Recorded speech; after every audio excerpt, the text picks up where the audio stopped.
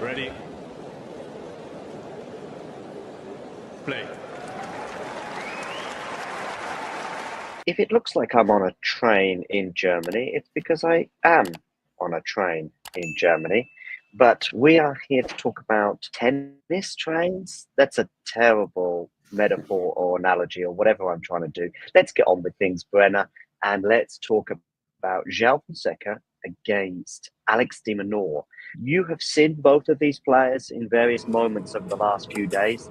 What have you made of, let's start with Joao Fonseca's progress so far in Miami? Yeah, I mean it's been amazing to see the Brazilian faithful get behind him. I don't know if you saw, but Lerner TN did a little thank you Miami post, and he put Rio de Janeiro in his location. So I think that's kind of the most important story of the week, just to see how these fans get behind him. And I'm sure tonight's crowd will be quite hostile. But yeah, I mean, now we're talking about Fonseca having an unbelievable win over Humbert, where he won 26 out of 27 of his points on first serve. So you can just see how well he's backing himself on serve, his +1, being so tactical. So, I think that's going to be important for him tonight, playing against an amazing defender in Alex de Minaur, who's going to make you play extra balls.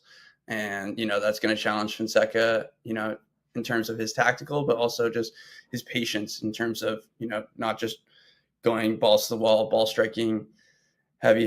He's going to have to be a little bit more, tactical and clinical. So it's the first time I believe you've seen Joao play. What was your impression? What impressed you most when you saw him in the flesh in that match against the team? Yeah, I think it's just the sheer firepower he plays with. Like when you see it in person, it's just kind of, amazing to see the ball striking ability. It's fairly relentless, I would say. But then also just like how smooth it is. I would say probably more on the backhand wing than anything. The way his footwork is just outstanding, and everything just looks fairly effortless. So obviously that's been my biggest takeaway, is the footwork and the just kind of relentless, effortless power he possesses. de Minaur, I think you saw him practice a couple of days ago, or maybe even yesterday. Or maybe it was somebody. There's been so many Twitter videos, many of which you have been sharing. So thanks for that on social media.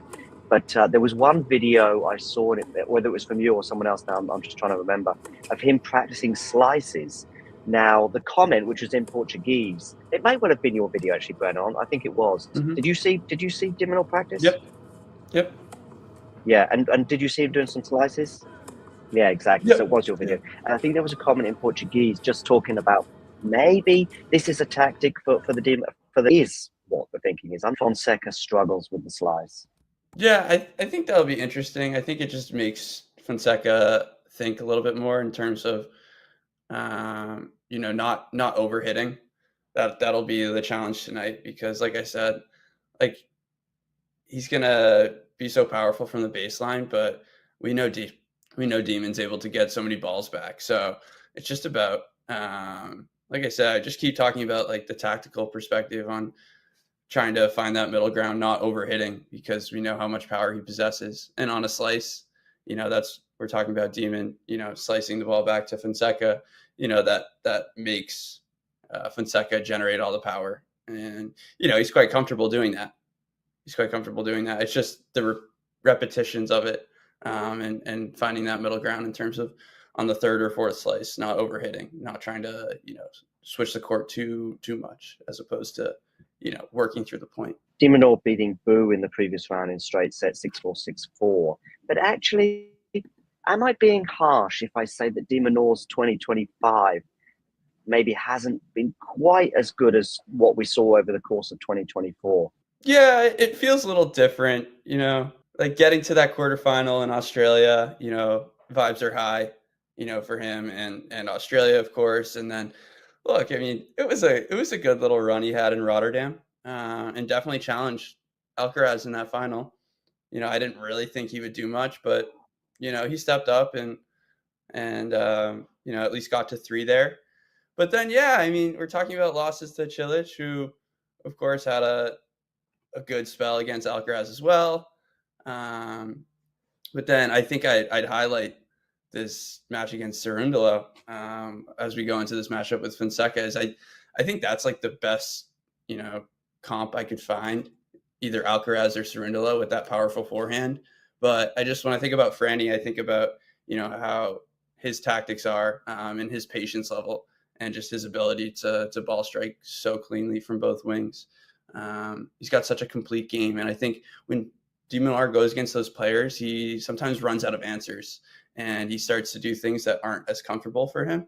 And that will not, play into his game plan. So I think that'll be something to watch for, because as this match moves along, scoreboard pressure is going to play huge. But we know Fonseca, especially with this crowd, he's going to be going for it. He's going to be going for it in those moments. He's going to be attacking second serves. And for de Minaur to be able to defend, and he's just going to continue to deflect and absorb the pace. So I think that's kind of his mentality. But in those moments where he's like, I want to go out and win these points, that'll be interesting to see. Are you leaning one way or another? Because I find this really difficult to predict, Brenner. Yeah, I'm definitely going with Fonseca here. I just think, like I talked about, I don't think Alex de Minaur has the weapons to, take over points when you need to in these decisive moments in matches. And if Fonseca is going to, play so well behind his serve, it's just going to add that pressure onto de Minaur. And I think, like I said, I think that second serve is going to be important, because Fonseca is just going to be looking to tee off on it and get on the front foot on all these points. And like I said, de Minaur, he's able to defend very long. He'll do it in a variety of ways, as we talked about with the slice as well, trying to mix things up and force Joao to kind of overhit. But I think it'll just be too much pressure in the end, and he doesn't have enough, weaponry or firepower to kind of back himself. I think he might look to shorten points, come to the net a little bit more if he can, but he's just going to look, for different ways. And I don't think he'll have the answers for, Fonseca's firepower and variety. And the crowd, I have to mention. I'm leaning the same way. It's super close. Yeah, and I think different to Rio, where he would have felt pressure with the crowd.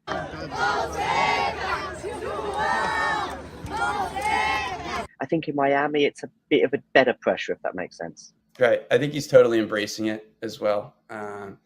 In that match versus Tien, getting the crowd hyped up with his arms multiple times, and showing good strength. Also, like, up a break, but now he's feeling very nauseous. Like, that's a tough moment, and the crowd got behind him, and he backed himself well. So that was also good to see.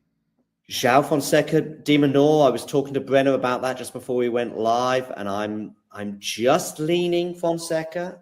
I just think that maybe de Minaur's sort of strengths probably won't be a big deal for Joao. The speed that de Minaur has. Even if it depends, of course, on what Joao does. Yeah, it will depend on both.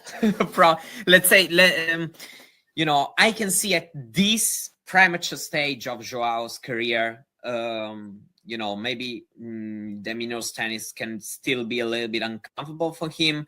It depends, of course, on probably also on how the match will start, because if Fonseca starts well, then he may feel confident, and so hitting more confidently can prove to be too tough for de Minaur's kind of game. But if de Minaur manages to put some doubts in Fonseca's head, then maybe something positive can happen for de Minaur. For me, yeah, probably leaning towards Fonseca a bit because of how the tournament is. I don't know, the atmosphere also there is probably will give something more to him. But I still think, of course, at this premature stage of Fonseca's career, this can be a 50-50 more or less. I think it's a very, very interesting match. Agreed.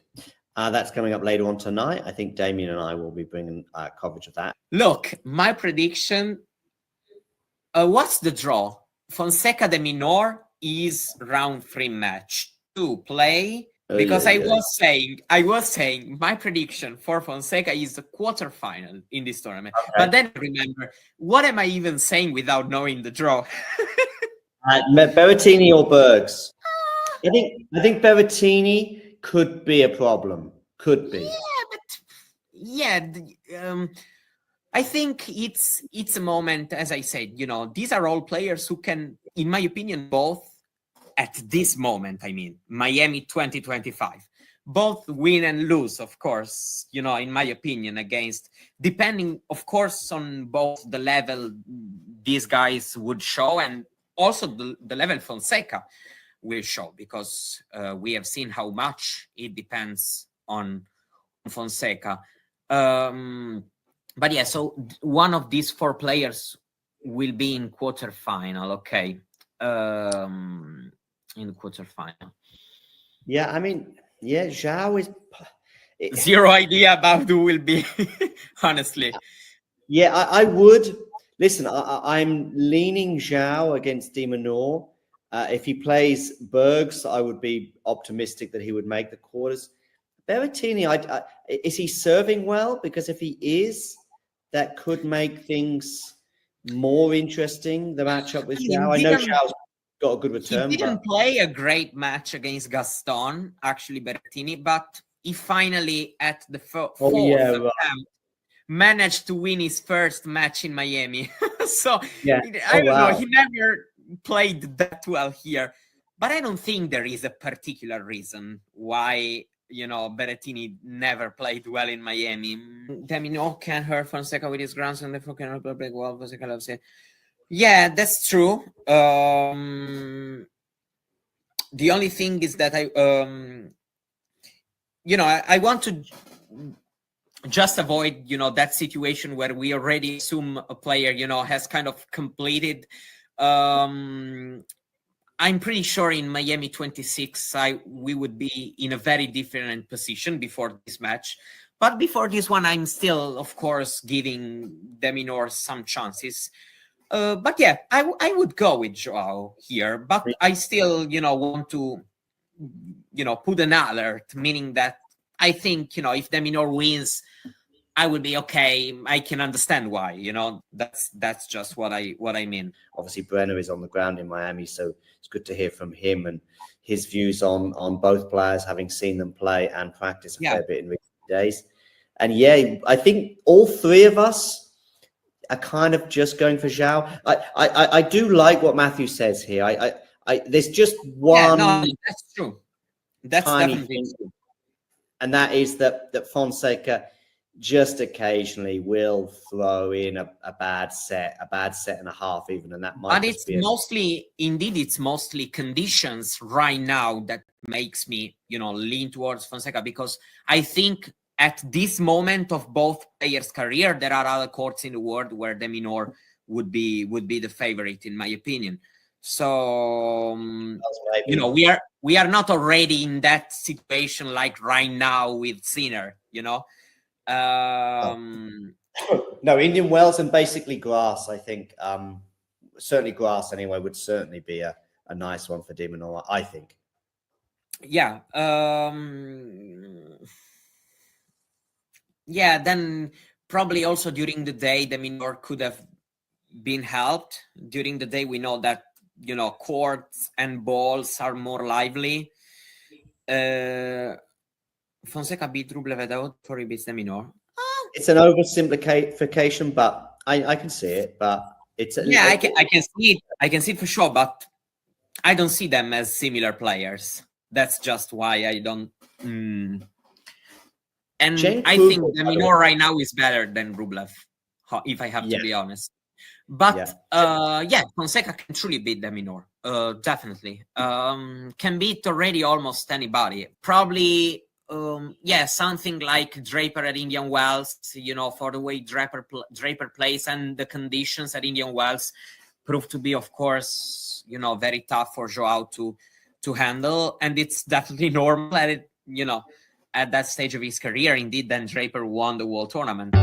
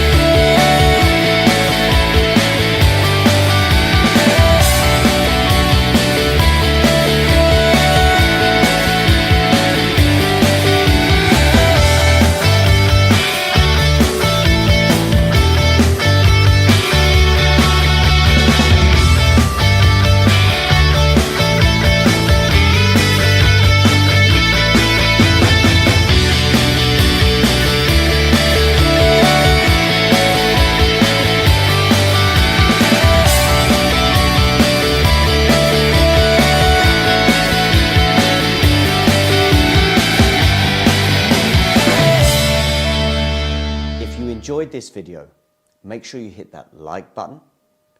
Don't forget to subscribe and click that notification bell so you don't miss out on all things tennis.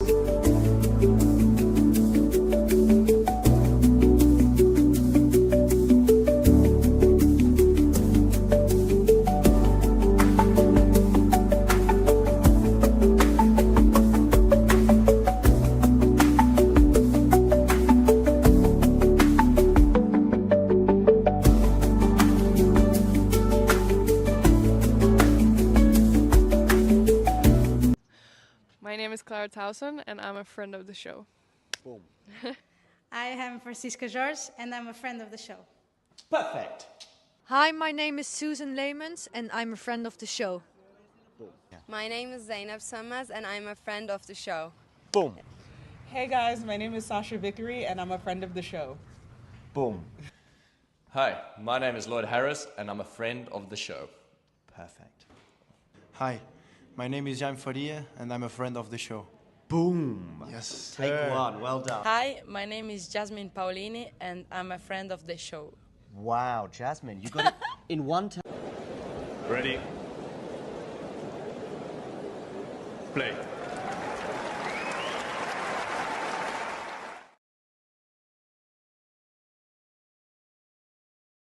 Good afternoon, good evening, good morning, whatever time it is in the world, wherever you are tuning in from. I'm tuning in just after midnight here in Western Germany, seeing Alex de Minaur. Of course, he got a bye in the first round before winning his second round match and his first here in Miami over Bu in straight set 6-4, 6-4. Joao Fonseca, of course, is playing his third match, having overcome Lerner team in 3 sets in the first round, and a pretty special match. Of course, they've played a few times before, including last year in the Next Gen finals. And then, of course, he overcame Humbert in arguably his best performance of the year, even better perhaps than the win he had over Andrei Rublev. Some comparisons between Rublev and de Minaur have been made in terms of their style. I think de Minaur offers some different things, and I also think he's probably in slightly better form than the Russian. But anyway, Joao Fonseca in Masters history, he's won 4 times and lost twice. One of those, of course, coming pretty recently against Jack Draper in Indian Wells. Conditions slightly different in Miami and probably a little bit more favorable for the Brazilian. Mario as well making the argument that perhaps the night conditions might also favor Joao over Alex. And that's 3 of us, because we have myself, Brenner, and Mario all just leaning. Certainly Mario and I are very close on this one, but we're both leaning Joao. I think Brenner had a bit more conviction in his prediction of suggesting that Joao would beat Alex. Alex, of course, the number 10 seed. He made the ATP Tour finals last year. Will he do so again this year? He's made a final, of course, in Rotterdam and a quarterfinals in Australia at the Australian Open. But since that Rotterdam final, some disappointing results, including a loss to Marin Cilic. Live chat, please do get involved. And of course, do not forget to hit the like button. Ozan mentioning the green and yellow jerseys, of course, everywhere. Not for Norwich City, but for Brazil. As I see Joao Fonseca's team. Pretty full box there. I can see his mother, and I think that's his father as well with the cap, with the sort of brown cap. So yeah, as they go and settle down and get their rackets sorted and ready and prepare themselves to begin the match, which will be getting underway any moment. I'll share the score with you on the screen very, very shortly. I hope you like the sign of the Talking Tennis merchandise. It is available. You can see it on our website if you just scroll down, which I'm going to share in the live chat right now. There's our website. And in fact, I will share the website with you on the live screen as well. Damien, I think, is going to join us, but if he doesn't, I'm sure we will survive. In fact, there's interviews with Joao Fonseca there on the front page from Surbiton last year, conducted by Jerome. and some other news stories. In fact, I'm probably going to be publishing one very, very soon on Goran Ivanisevic, Elena Rybakina, and Novak Djokovic, if you can draw the dots together with a few lines. It looks like Joao Fonseca won the toss and chose to receive, interestingly enough. Berrettini is already up a break, I see, on Zizou Bergs. So that is something to keep an eye on. I see Jamie Murray in doubles action as well. He's just getting underway. Nuno Borges on the other side of the net of Portugal. And I can see Damien as well about to join. His stream, I'm sure, will be light years ahead of mine. By the way, do hit the like button. And of course, if you are new to the channel, hit subscribe. Your stream is going to be ahead of mine. I know it. For the time being, it won't be because I haven't turned it on yet. But when I do, yes, it will be. In fact, Fonseca's just erred. Did you see any of Feast's Tiafo? Yeah, quite a bit of it. It was fun. As usual. Yeah. It's just a typical Fields match, to be honest. Maybe a typical Tiafo match as well.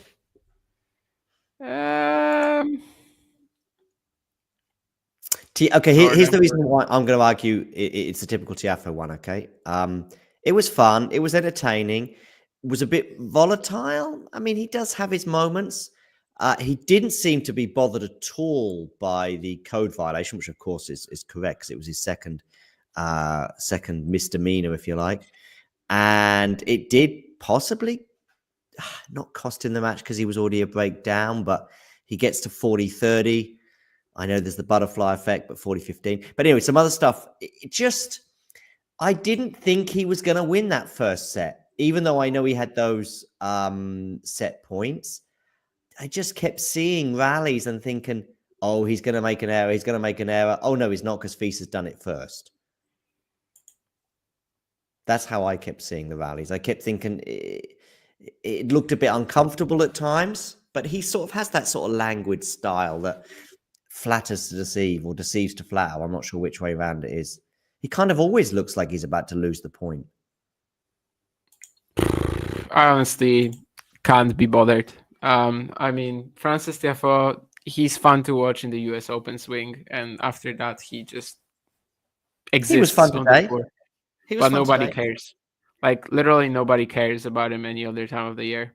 And it's disappointing. I mean, sure. But, you know, it was fun today. It's fun. Yeah, it was fun because he was playing Fields. And even though I've said all those things, he possibly, you know, he's up a break in the third. He gets a bit lucky when he's down match point with the net cord in the second set. The first set was a bit wild because he had set points, and then half an hour later he gets a bunch more in the tie break, but ends up losing that tie break 14-12, maybe 13-11, I think. 11, yeah. De Minaur holds for 1-love. Pretty comfortable hold. Do the night conditions favor Joao over day? No, but also I'm not sure it's like that much of an impact really in Miami. At least I haven't seen it play, you know, all that differently. Yeah. I've been kind of ignoring it. I guess it's going to be a conversation either way after Świątek today because, you know, she's rarely playing in the night sessions and stuff like that. Yeah, I think it's going to be a tough one for her. Might be her toughest before the final or the semi-final. It might be the final even, especially with Coco Gauff going out. Or was Coco Gauff on a different side of the draw? Let me have a look. I mean, she would possibly play Ayala, of course, in the quarters, and then Raducanu or Pegula in the semis, or right? Yeah, no? Exactly. So I think today might be her toughest. Might be. Yeah, very possibly. Could be.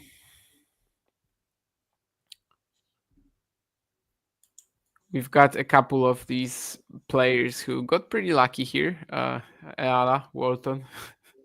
Yeah. Well, Walton in particular, I think. I mean, Yeah, I okay. mean Walton. It's different. Yeah, sure. I mean, Ayala still beat Keys and Ostapenko. It's a completely different scale. But Walton, yeah. Well, Walton is also around earlier. So I guess if he beats Taylor Fritz now, then nobody is going to remember how he entered the event. No. Or in fact, people will be remembering how he entered the event, but like for the positive reasons. So Pegula Raducanu, Ayala. Wow. I mean, Ayala beat Madison Keys, so I guess that's it. That's enough. That's your thing. If she gets Svitolina, then she'll be. Wow. I still think she'd lose, but. Today was just 16, Ozan. No, 16? No, 12. 12, no. Light work. I was at the pub, though, the last couple of hours, so maybe that's why I seem tired. I still have this small beverage, but yeah, I'm probably gonna skip it. I don't know. Doesn't make much sense by this point. I'm on the water, and I will soon be on the ginger and lemon hot drink. Fonseca holds, so both holds now to 15.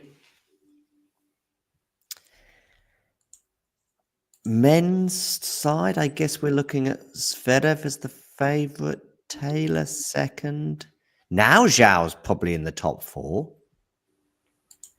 I think I was saying the other day, is he in the top 4 yet? And he was close, but probably right now. I mean, Zverev and Fils are meeting each other next. Oh, that'll be an interesting one. Replay, of course, of the Hamburg final. I'm afraid after today, it's not interesting. You think that Fils is done? Yeah. I mean, if he had a day off, maybe. But oh, it's tomorrow, is it? Okay. The entire fourth round is tomorrow. Fritz and Walton. So that's Fritz into the quarters. And then, of course, Joao will be playing Berrettini or Bergs, and Berrettini's upper break, or it was last I checked, on Zizou. Joao will be playing, right? Yeah. Subliminal messages. Did I say Joao or did I say Joao or Alex? I said Joao. No, you didn't say any either or. No. Okay. It's clear where your loyalties are. Leaning to Joao in terms of my prediction, but yeah, not with. I can't remember what I said for the match with Humbert, but it's probably. I might have gone Humbert actually for that one, but now I'm certainly leaning Fonseca. The only one I had great conviction over was the Lerner team one, which actually ended up being super close. Round of 16, Djokovic slight favourite against Musetti. Slight. I mean, it's not slight. I mean, you think it's more than slight? Yeah, okay. It's not like up to my opinion. It's if it was on clay, would you make it closer? Yes, it's just objective. I mean, L1 Fils Sebi Korda. That could be just a case of which one physically holds up better. Fritz Walton already said. Ooh, an all Czech affair. And I'm not talking about Mahac and Siniakova.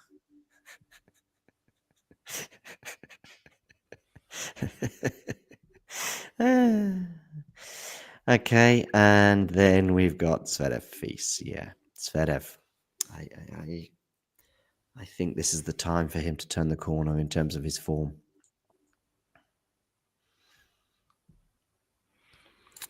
It's not really going to be tested either round so far, and tomorrow, not even tomorrow. So.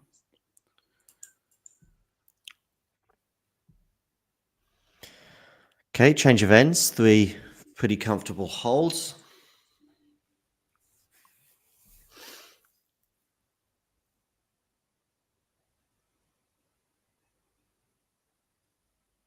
Yeah, the Badosa injury's the back again. I hope it's not the same or whatever that kept her out of most of 2023.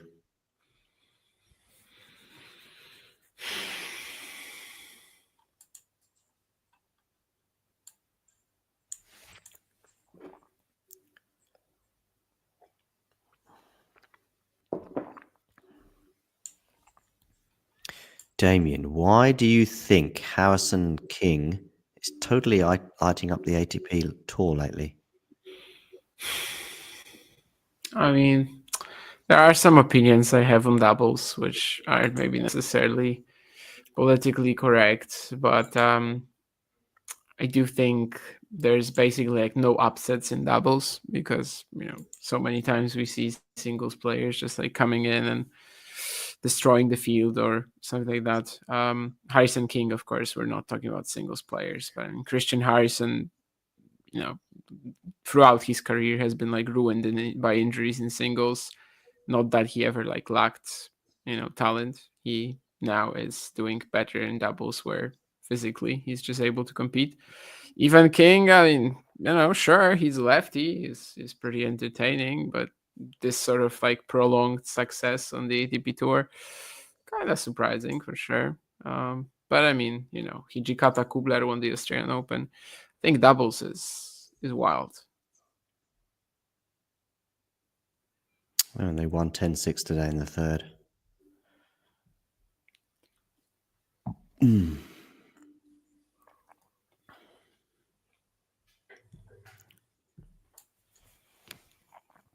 Joao still got that strapping on his leg that I think he had in Phoenix as well. Body serve there that Timo deals with. I mean, I remember some people trying to make a thing of it when he played Tien. Lerner had both legs strapped. I mean, it's just, it's nothing.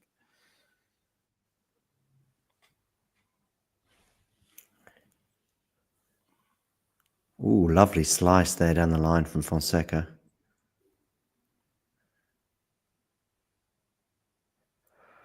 Not packed crowd. I mean, busy, but not full.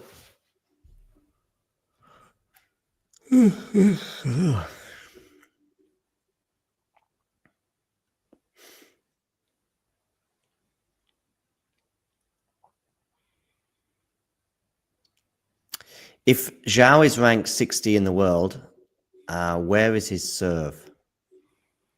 Is it around that sort of mark, or is it better? A bit better, not crazily high. I mean, what sort of players are we comparing him to? Like, what's the range? Is it just top 100 players, or? Yeah, let's say let's keep it to the top 100. Definitely top half. But okay, so it's almost a strength of his. Oh, it's definitely a strength of his. I mean,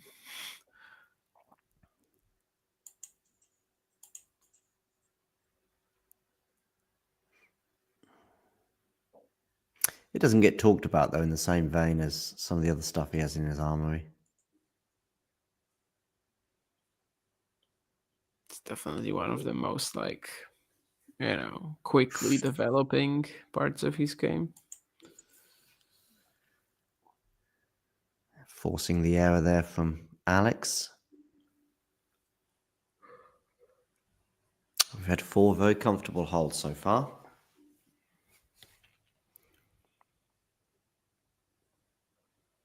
Hijikata won a double slam, did he?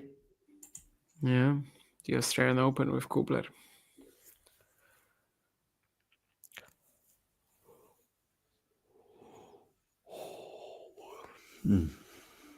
And it's the prime example for doubles being as unpredictable as it is.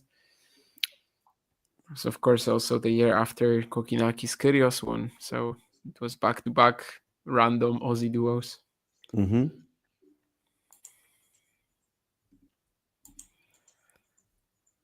I hope that Keen isn't watching because he's now gonna scream that Kokinaki's Kyrgios weren't random. I think he might be okay with that. He's probably more concerned. Keen, by the way, he said in the chat, a week ago that Coleman Wong was going to beat Ben Shelton before that match was even set.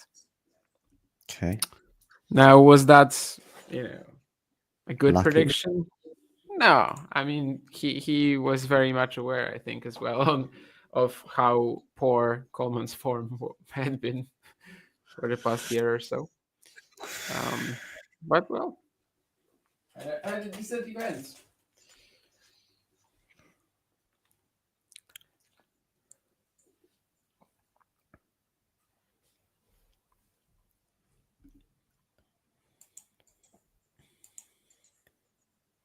So Goran Ivanisevic has been talking to Slaven Bilic. So I don't know if it's Croatian media or, yeah, it probably is if it's two Croatians. A bit about Novak and a bit about Elena Rybakina as well. That's confusing. I mean, Slaven Bilic, isn't that a... It is the Slaven Bilic as well. I mean, I can imagine it's the Slaven Bilic, but like, what does he have to do with tennis? It's a sports show about champions mentality that I think he probably hosts, and every week he'll have probably various Croatian sports people on. I think it's even called like champions mentality or something. Success of the champion. When is Borna Gojo gonna be on?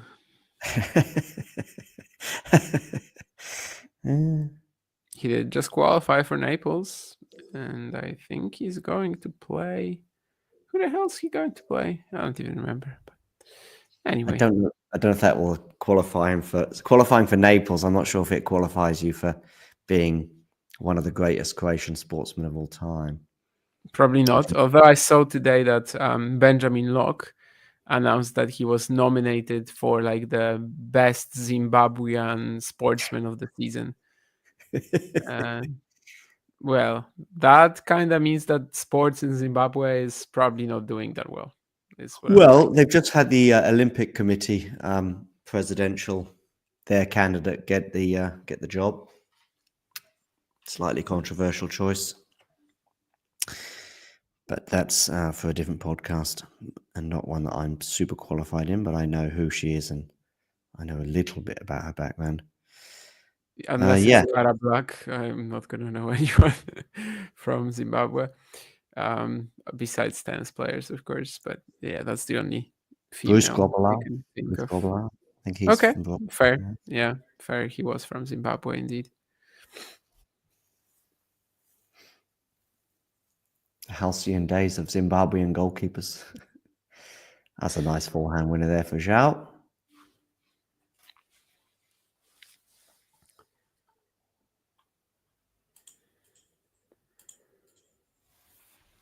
Nothing too remarkable thus far.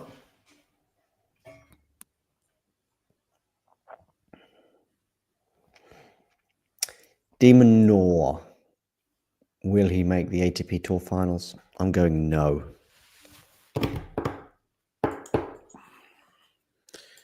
Yeah, I mean, he's reached like 4 consecutive Grand Slam quarters. Not gonna be that easy to repeat it.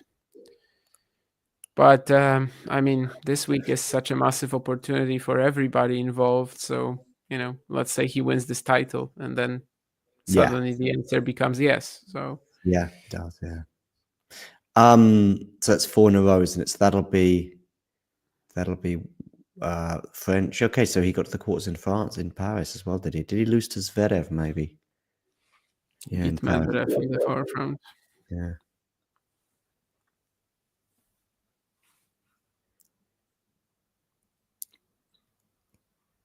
Him making the quarters and Rafa going out in the first round, even if it was a marginally compromised Rafa, is yeah.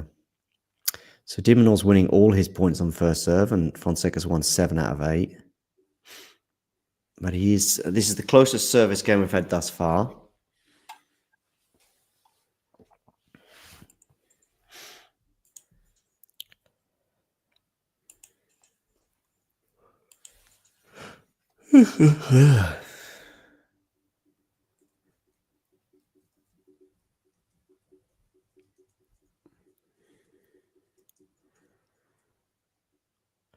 Ah, that's a nice quote from Ivanisevic about he says, the rain saved me in Wimbledon 2001. That's always been the sort of British narrative for sure. Is that going to land in? Yes, it is. The British narrative has always been that Hemans making the final at Wimbledon, but the rain messed things up with Henman leading 2-1 and momentum was gone. But here's Goran saying the same.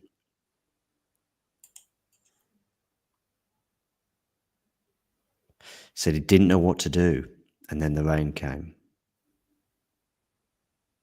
He's even talking about a higher power. It didn't come by chance. It came with a purpose. It came at that exact moment. I knew when Alan Mills came to me, the tournament referee, and said, guys, you're going home. We'll continue tomorrow. I knew that was it. I told the coach, that's it. We're winning. I was getting better and better, and he was getting worse and worse, Ivanisevic recalled. I remember it well.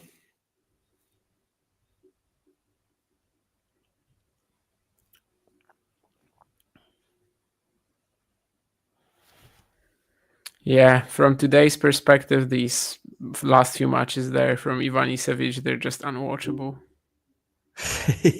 But I thought this is the sort of tennis that you liked. The sort of serve botting, you know. Not when it's like, you know, both players and there's just literally no points. I mean, that's what kind of changed things in a way in the early 2000s. I mean, Hewitt won pretty much the year after that, actually, like 2001, I think, didn't he? Won 2002, and I think he won it from the back of the court largely. Before that, it was basically an Agassi loan title in 92 from the back of the court, on the men's side at least, but probably the women's too. I mean, serve and volley was very much the cup of tea of Novotny and Graf. I know Novotny only won one, but she just spanked him on as well.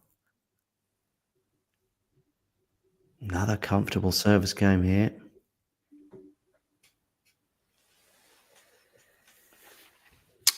Roger sort of was serving and volleying, wasn't he, at the beginning? For the first title, yeah. About 50%. That's a lot.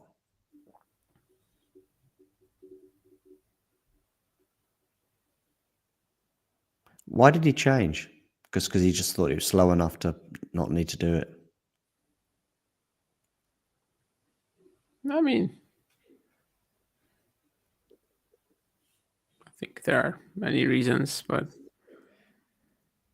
game to love for de Minaur.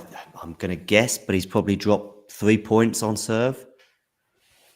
I think each previous one was to 15, and now it's to love. I would probably give you a better answer if I was, you know, living at the time. But yeah, for now. What, you weren't born in 2003? Yeah, I mean, I was living at the time. I was like 4, but doesn't mean I was aware of what sort of structural changes were happening to the Roger Federer playstyle at the time and why they were happening. But I mean, he wasn't serving volleying hardcore in every event. It's kind of just Wimbledon that was like that by 2003. What was on Diary of a CEO? Ozan, what is the Ivanisevic interview? No, it's on if that's the one you're talking about, it's on a Croatian media TV show. Quick fire, Mahac or Mensik?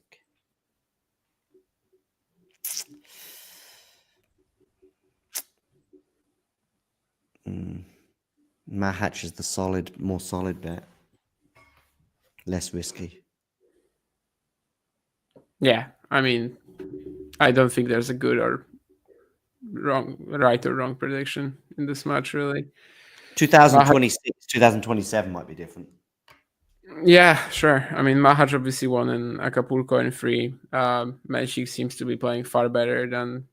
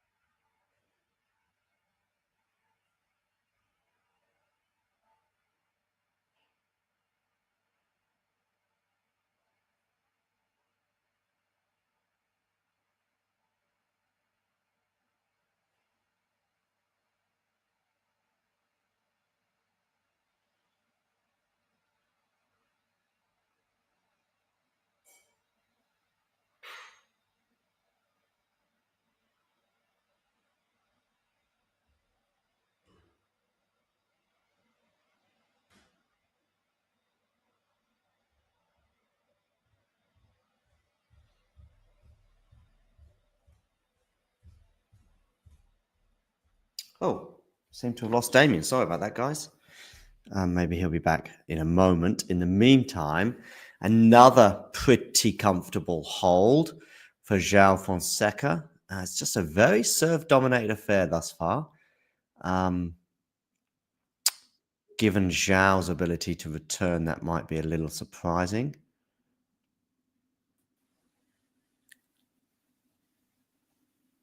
I said so many amazing things before it cut me off. Unfortunately, you forget to hear them. You can either repeat them or move on. I'm just going to go get my hot drink. No, you'll never get to hear them. I mean, I was basically just saying something about Tomas Machac being top 10 player, Tomas Machac making the ATP finals, and which of the 3 Czechs will be number 1 from their country at the end of 2025. But, well, that was a question I posed. I didn't actually give an answer. But then I realized that, well, John has gone very silent. So either he's pondering the question or my internet is off. And then I realized that my internet is off. Or rather, StreamYard is off because I was still watching the stream. Anyway. I think it's a pretty tough question. Boa noite, boa noite.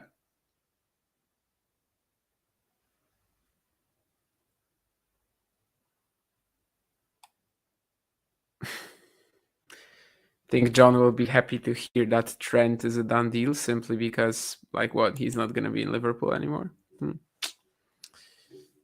Maybe. But then again, the chances of Manchester United to win the Champions League, you know, they might decrease even further because, of course, United is going to be in the Champions League as the Europa League winners. 30-all here on the Minaur serve. I think just a couple of games ago, John was mentioning that only a few points dropped for Alex on serve so far. So this is the first semi-opportunity for Fonseca. Let's see if it progresses into a full-on opportunity. Not really. Some pretty good aggression from the Minaur. Most of it was set up by the serve, but he kind of had to work the point efficiently in his own style. Fonseca doing a split there, but definitely handling it better than Hamad Medjedovic did. Even though not a huge amount has happened in terms of pressure on serve, I still feel as though maybe Fonseca will be slightly happier about the start. It's definitely like seeing the ball like whatever, you know, something. He's hitting clean. It's not a match where like he's kind of like struggling to get his timing in, but yeah, I mean it's 4-5 now. Lots of it is just about the nerves here and also just kind of luck. How you know, I don't know how the next game starts. One random error can really put you in a position of bother already.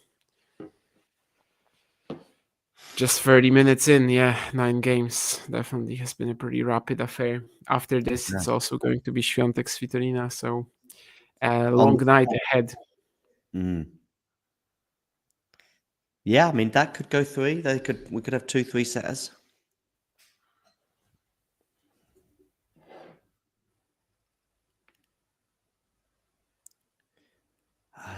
Świątek Sabalenka final is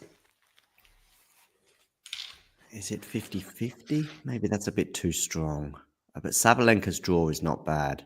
She's got Zheng next, and that's a pretty favourable matchup for her. And then the semi-final. I have seen it, and it didn't look too bad. I mean, must be the Polish number 1. Yeah. Yeah, exactly, because Coco's gone. So, yeah, it's Lynette or Paolini, yeah, so... The best Polish 33-year-old. Indeed, she put something about... She wrote something about it on social media, didn't she? And, of course, Sabalenka, Lynette has been an Aussie Open semi-final. Sabalenka, Paolini, when have they met? It sounds like they've met in a few occasions, especially as Paolini has such a good 2024. Yeah, I think it was just one match at WTA finals because Paulini used to have a, well, let's say a good head-to-head against Arena, but it was all like back in the day. So I think last year it was just the WTA finals. Mm-hmm. Yeah, so the WTA with this. So yeah, Paulini won the first one in Ilkley in 2017. But since then, it then went Sabalenka, Paulini, Sabalenka. Yeah. Basically, I just remember this because last year when we were doing some sort of a WTA finals preview, I think me, you, and Vansh, there was somebody in the chat, I don't remember who by now, who was like really freaking out about the head-to-heads between the players. And basically all of them were like, yeah, from 2018-19. It's yes. I do remember that chat. I think it might have been Keen actually, but I'm not positive. Keen freaking out about WTA head-to-heads? Yeah, that doesn't sound right? But No, I it think might have been Vanch. he was probably part of the conversation, but maybe it was someone else. Yeah, it might have been Vanch, or it might have been. No, I mean it was someone from the chat for sure. Okay. Although Vanch might have like corroborated it, it's possible. Yeah, I do remember that. Thank you, Guilherme. We will not forget you.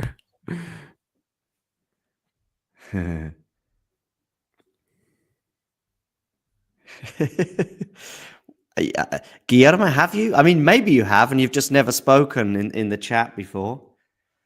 And you've just been silent for the last 2.5 years, but great that you've mentioned yourself. And yeah, when we're huge, we'll try to remember the 25th of March, as it is now in Central European time, as being the day that you said that we would be big. Much like that opponent of Rafa in 2007. I was trying to find his name today. Nicolas Almagro. Mm-hmm. Top 10. Was he? Yeah. Made the quarters at the French like 4 times. Okay. I'm guessing, but it's like 3 or 4. Just saw an Argentina shirt in the crowd. Probably his allegiances of Di Minaur. I know Di Minaur is a Spanish speaker. I don't know.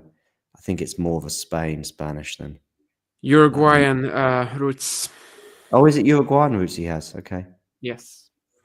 It's a nice backhand pass from Joao. 40 love. Maybe it was a Uruguayan shirt. It was Argentinian. For example, Diego Forlan, whom we discussed heavily on a stream, on a famous Talking Tennis stream, when another small, kind of like, just a regular fan, Nils Skavsky, showed up. Lovely forehand winner there from the guy of Uruguayan descent. So he's got Uruguayan background. Has he had a Spanish coach as well, maybe? Oh, yeah. I mean, he's trained in Spain a ton. And he's trained in Spain a ton, yeah. He's got a Spanish coach still, though, I think, Adolfo Gutierrez, although I'm not sure. I mean, he's definitely a Spanish speaker, but I think he's from Spain, yeah. Joao doing a bit of serve and volleying there. I think a better lob might have punished him. It wasn't an easy lob, but it wasn't a great lob either.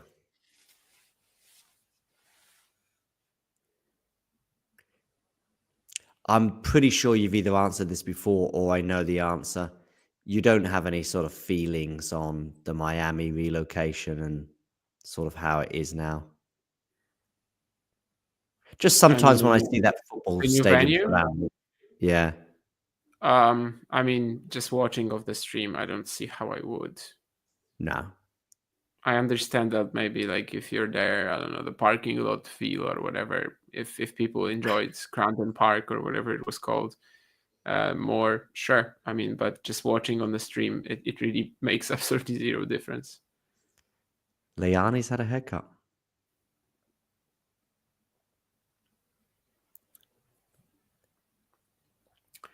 Joao Fonseca has had a let's say, a sudden change of pace, intensity, pace. Yeah, I see that. I see that. I saw that. You know, you were saying your sentence as I was actually kind of seeing it unfold. Yeah, he's picked up the pace there a bit. And the celebration was befitting. It's just, that's how serve dominated it's been as well. Love 15, and it's like he's broken. Yeah, I mean, it does feel like, some new quality to this match for sure. Like he just got like breathed some new life into it. Yes, and he's doubled his advantage now to love 30.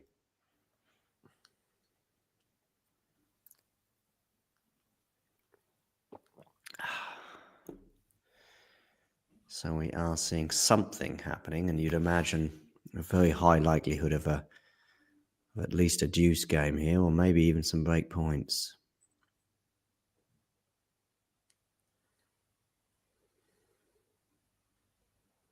What do people usually put in this expression, like that a tennis player is seeing the ball like a and it's supposed to mean that, He's seeing it better. Yeah. I mean, the only I can there's no expression I'm aware of, but like seeing it like a light. Ooh, he's gone down the middle with that drive volley. Is he going to get punished? No, he's not. Love 43 break points. Seeing it like don't know. I've been struggling with it for the last 20 minutes, and I still don't know. Anyway, that's how he's seeing it today, and let's see if he can take the break. Yep, 3 break points. The first of the match. 0 break points on both sides thus far, but from the love 15 moment, and even that love 15 point, it felt like something was going on. I'd also be asking him, what were you doing for the previous 10 games? Or the previous 5 de Minaur service games. Anyway, maybe he just didn't get into a rally like he did on that occasion. Good serve there from de Minaur, so he saved one of the break points. There were also a lot of points where like Alex actually converts some sort of an attacking position after the serve. Yeah. Moves him around. Really no point like this here at all.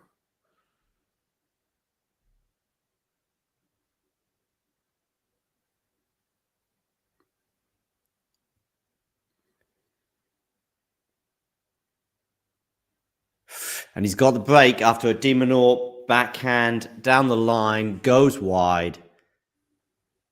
I can see his parents pretty happy with that one. The crowd are being told to make some noise.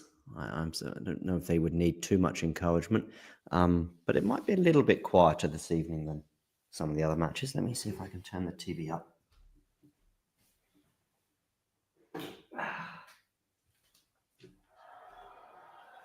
Oh, no, I can hear. Yeah, there's plenty of volume in there.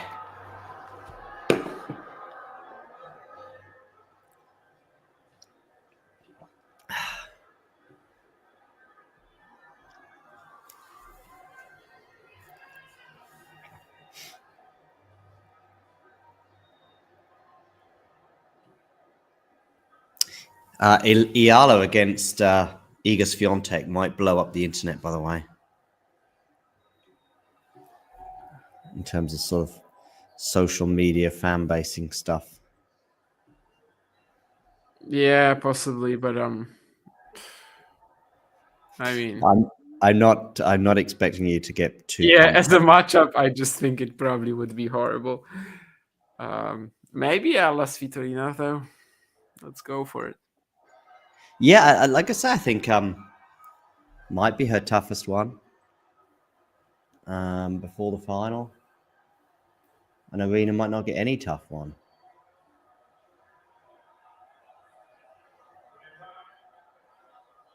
If it wasn't for having been a little bit excited is the wrong word, but curious about Raducanu, Iga in the past, and then only to be, except for Stuttgart, for whatever reason, to be exceptionally disappointed. I mean, Australian Open this year? Were you excited? Probably not by then. That sort of confirmed my change in thinking. Didn't they play in, I'm going to say, Indian Wells 23? Yeah. And I was probably thinking then, oh, maybe we might get a good match. No, I mean, first match maybe just they had just because of the narrative, the storyline, yeah. But ever since,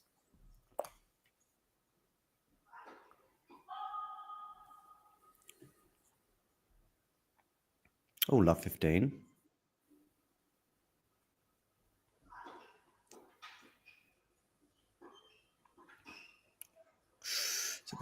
It's gonna go out, yeah. Good serve, nice bit of aggression. And de Minaur, 15 all. Fonseca 3 points from the first set.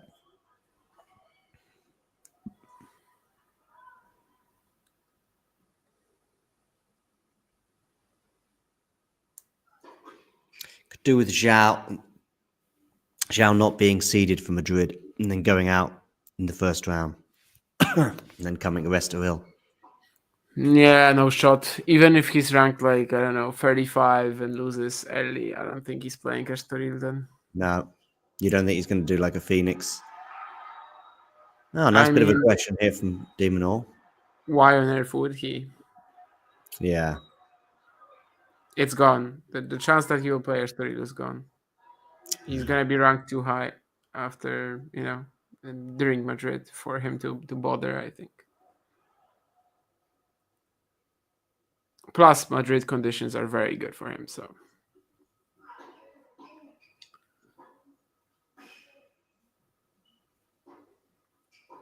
Still good in this rally, 30 all. Yeah, it's just what Ugo Humbert was talking about, really. That, like the pace is too much. It's kind of impossible to handle it, even if you're Alex de Minaur. It's constant, it's in every shot, it's taken early. Yeah. Ugo Humbert said he plays fast, but Fonseca is like another galaxy. That was a silly choice, but he's going to probably get away with it. Yes, he is. That's a difficult smash. But he's done it.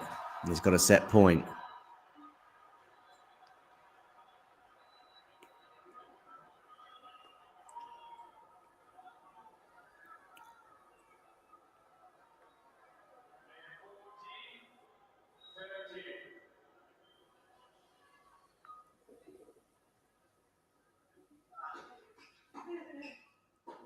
Decent return, but still feels like Joao's in with a good chance hit. Oh, that was close, but it's long, and Joao wins the first set by 7 games to 5.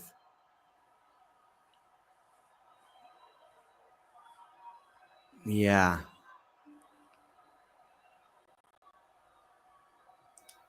Just 2 games, really, even 1 game. Maybe even 1 point, sort of setting the tone in that previous game was enough.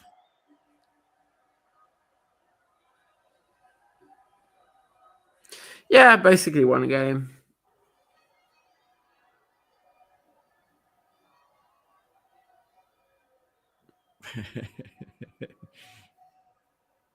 Just 7 winners off the racket of Joao in the whole set.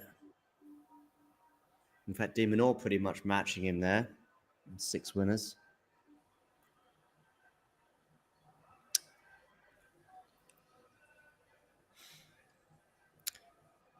So, yeah, I should probably share the score on the screen with you.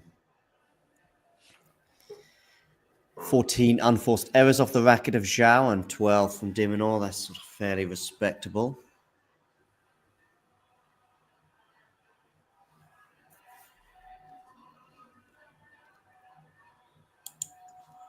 %89% of first serves won from Joao.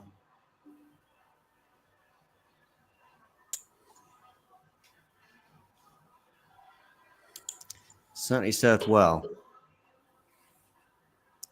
Didn't get taken to deuce at all. .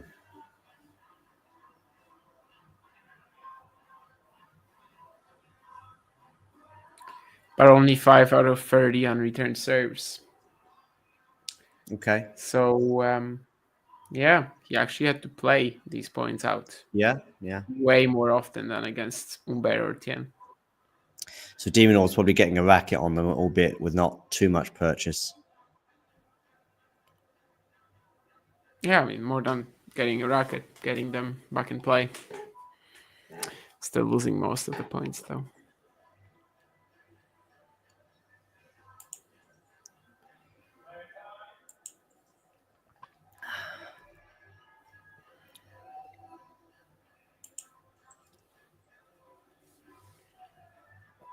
It's very funny to me when people try to make a big prediction about Fonseca these days. It's like the other day I read something on Twitter that was someone saying just like, okay, so when do we expect him to be fighting for a top 10 spot? You know, I think next year, yeah, the experience he's gathering, it's probably going to be, you know, come to fruition next year. And, you know, it was clear from the tone of the tweet that the person thinks that they're making some sort of a bold call, but in reality they're kind of, you know, preaching to the choir. So yeah, the bold calls now. I guess it's a slam next year or something like that. Like that's the bold call right now. I mean, sort of giving a time frame on something. I'm not saying this is going to happen, but you've got to go to one extreme or the other. You've got to say, listen, this guy's never cracking the top 10, or he's winning a slam in the next 18 months, or he's world number one by the age of whatever.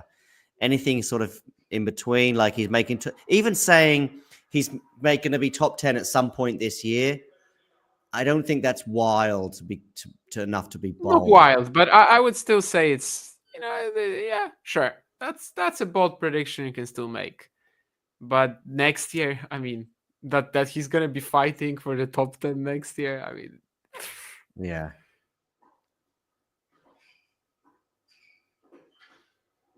Ooh, is de Minaur okay?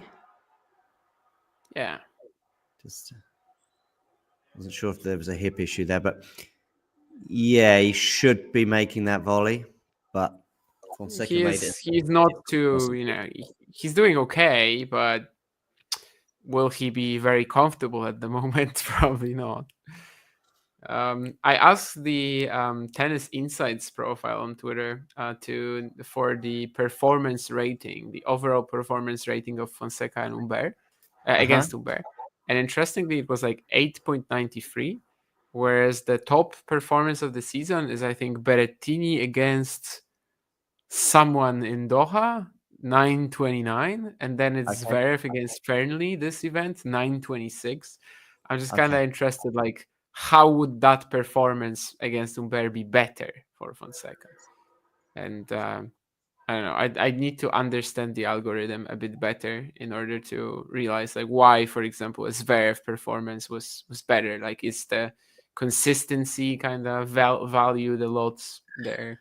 I mean, I kind of know. I've seen the video clips that they use and how it's done, and you're probably aware of it too. The only thing is, isn't there still some dependence on your opponent? Like Jake, maybe Fernley's giving Zverev a nice ball. You know, maybe the person with the most outrageous topspin is giving you a horrible ball. Yeah. I mean, sure, that's definitely one thing, and yeah, the other I was just thinking of was like I don't really know the meta of like what sort of type of play will be favored by this engine, by this algorithm more, since I'm assuming that yeah, indeed, for similar reasons, there's going to be like you know, what would be interesting is what the score was for Sinner Alcaraz US Open semi-final, quarterfinal of 22. Be interesting to know what scores they both got. You know, maybe their scores they were record scores. Yeah, like were they getting 9, 9.2, 9.1, whatever, something super high, or because the opponent was so good, maybe there was something that was affecting the algorithm to give them an 8.5 or something, you know? Is it possible for two players to both get 9 in one match? You know, or because Does the they're playing? performance rating include the level of the opponent, says Sean. I mean, it doesn't. It includes how your shots are Yeah. varying. So, like, what is the depth, the pace, the angle of your shots? So that is impacted by what the opponent is throwing at you, but it's not like there's no any extra, inclusion of it in the performance rating. Yeah, I do think it does seem a bit off. Yeah.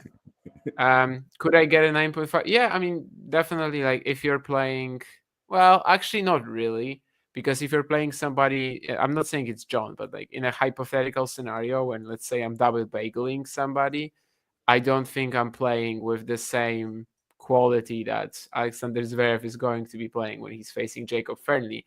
Like, it's not going to be the same pace. It's not going to be the same, especially like maybe width combined with that. Yeah, I mean, I don't think beatdowns are necessarily going to be the best performances in this system, but also, as I said, I don't know it like that well, so I can't say which type of performances and type of matches will be valued as premium. Is it clear that you have to have firepower to beat Fonseca? Asks Matthew. I think that was very much the case last year. Like, I don't know, Billy Harris, for example, just like making sure that Fonseca is on the back foot. I don't think he's struggling with pace too much now. I mean, this year he lost to who? To Sonego. That's, okay, yeah. I mean, that was a 5-setter, a bit wild. Sure, for the most part, Sonego was like out hitting him. Humbert was definitely out hitting him indoors, but also, Miller, Draper. It's not really matches where he was, behind and had to like work off the back foot. So it's Bergs or Berrettini potentially for whoever wins this anyway. And then it's Fritz, Chapo, Walton, or Wong. I think the biggest danger is even including. This is what I said earlier. So including de Minaur, I said probably Berrettini would be the one if he just has an incredibly good serving day. Then I don't think Berrettini's playing that well right now. I mean, certainly compared with the Gaston performance thrown in. But it would be something a bit different. How does he do with serve bots? I mean, I'm not saying Berrettini is a serve bot. First of all, Fonseca just absolutely gave away the second game of the second set to love. Wow. In terms of him playing big servers, I mean, obviously not his favorite brand, let's say, of tennis. I mean, how are you going to be very aggressive on return against someone like that? But yeah. I mean, still, a match like today just kind of really depends on his quality for now, mostly. But yeah, now we have a dip, and let's see if this is enough for the Minaur to just take the second set. Has Bergs broken Berrettini? But yeah, the players would be like very naturally dangerous to Fonseca, I guess. Berrettini, yeah, out of the lineup we have. Who is in the top quarter? Fields, Zverev. I mean, then it's Mahachmenshik. Well, there's also so Fritz, Walton, Mahach, Mensik, yeah, Zverev, Fils. Sounds pretty good. I mean, sounds really solid. Yeah. He's still 18. I still don't expect him to be amazing every other day, but like, yeah, he wins this one and suddenly we're talking about a proper title contender. I think I actually checked because of the question you asked a few days ago. Does he become a title contender? Is he a title contender already? Is he become a title contender if he wins this? Or does he need to beat Fritz in the quarters to... I can tell you what, the odds makers were saying, that basically he was like right along with the Minaur as the fourth favorite. Okay. Okay, so that's contender already as far as they're concerned. And if you're in the top 4,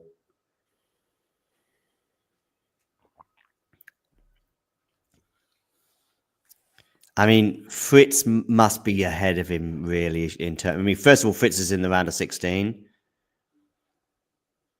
I mean, there's obviously players, Zverev is in the round of 16. Even though Fils has got the monumental task of beating Zverev, he's there and he's won a couple of 500s before. Wow, de Minaur 3-love.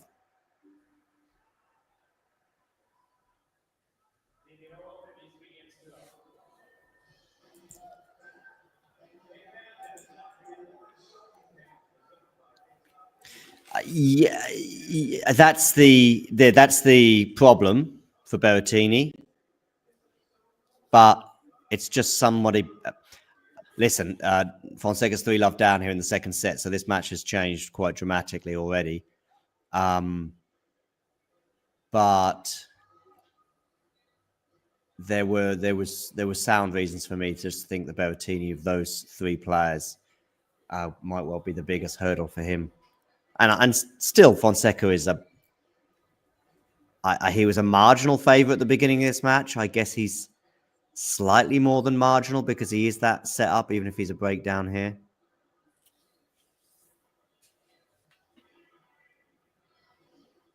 But de Minaur's reset pretty well.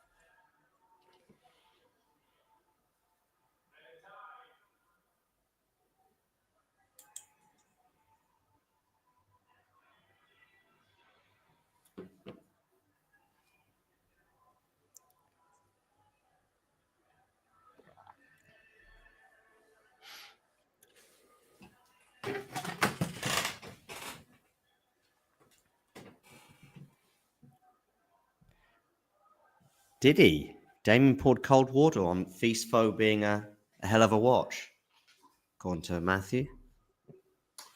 I think I just said that Tiafoe is overrated in the entertainment value for me. That was maybe it.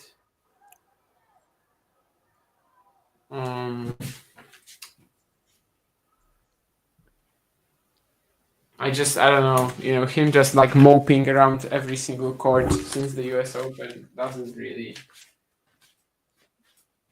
influence me in any way. He was kind of up for it in Cincinnati last year. I mean, that was before the US Open, of course. Wow. Yes. Love 30 here on the Fonseca serve. So this set could just about be done in the next minute or so. Wow, well off balance there. I wonder if de Minaur's found something other than just upping his level here. Look, he's won 12 of the last 13 points. A decent return off a good serve from Fonseca. Fonseca does get that point, 15-30.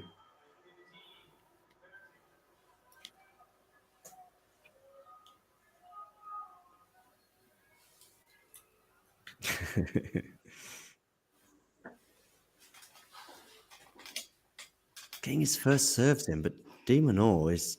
Ooh. Oh, nice net play there.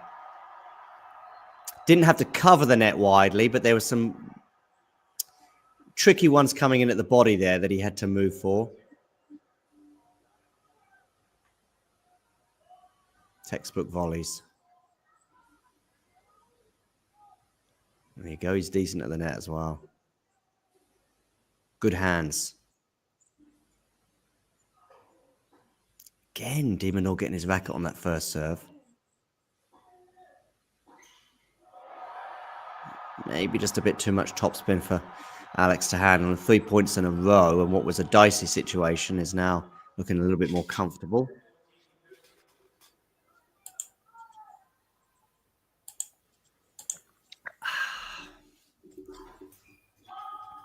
Misses the first serve now.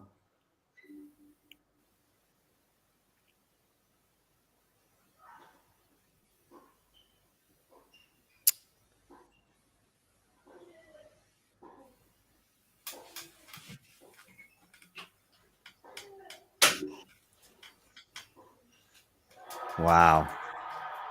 4 points in a row, and Fonseca holds. So the set is still very much alive. I was just watching Minaur deal with the depth, and it was like, yeah, no problem. But he couldn't deal with that last one.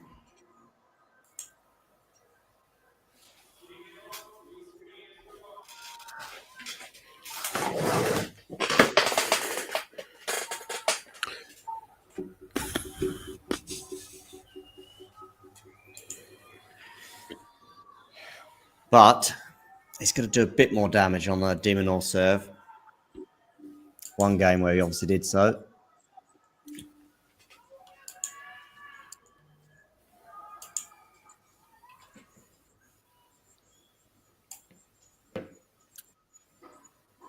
It's too long there on that serve.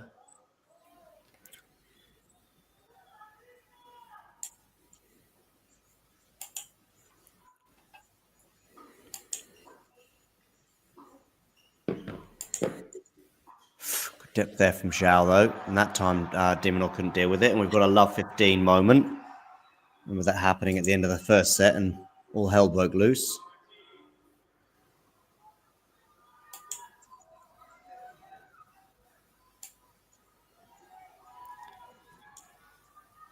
Maybe the Brazilians in Miami have a bit deeper pockets than the Latinos, because, I mean, Miami's sort of famous for Brazilians, but even more so for Spanish speakers. Leani said, please, thank you in Spanish and Portuguese, and neglected to do so in English. Oh, Minaur's happy with that one.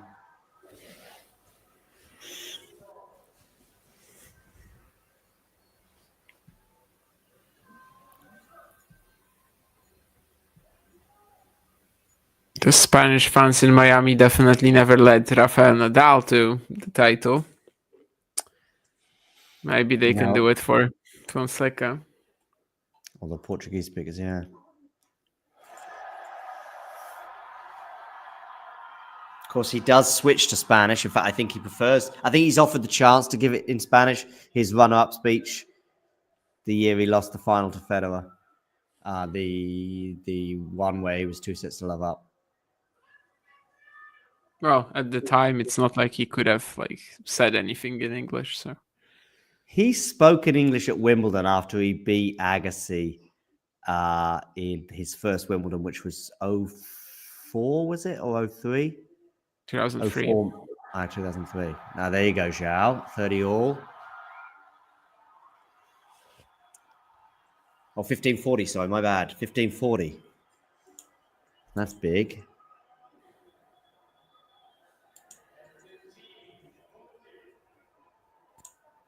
Even if the Miami Open website is saying 40-15.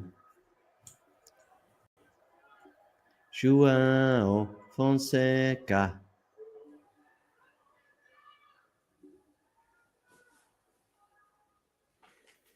Can he get a second serve?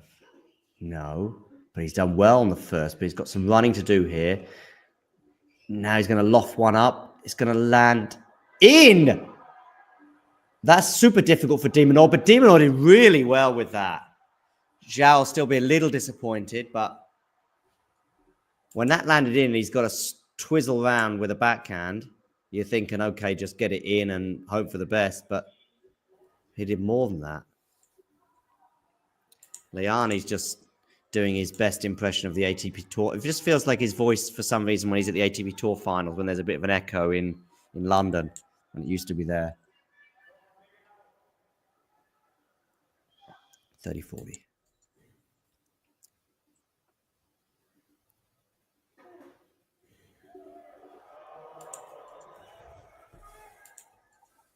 Second serve. Oh, look at that running. It's a saber kind of, almost a saber that was.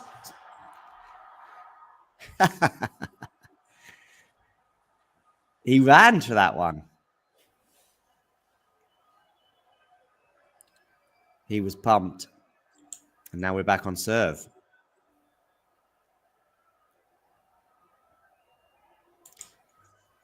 That Miami scoreboard is not always accurate. So I'm just going to check to see if Berrettini is up. Yes, he is up a break in the second set. So he's up a set and a break now. Considering he's 4-2, it would be tough to do it without a break. No, but that scoreboard has been doing some weird things. So my suggestion was to just check somewhere else. So this scoreboard is fine. But for example, before it said 40-15 de Minaur, and it wasn't. It was 15-40. And right now it's saying de Minaur is 3-2 up and it's him serving. So I just had to double check the scoreline basically.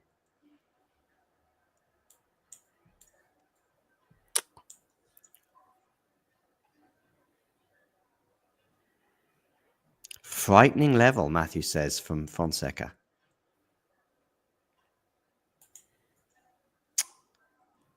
I mean, both are doing very well, getting decent purchase off first serves. And there have been some special moments. But overall, the level against Humbert,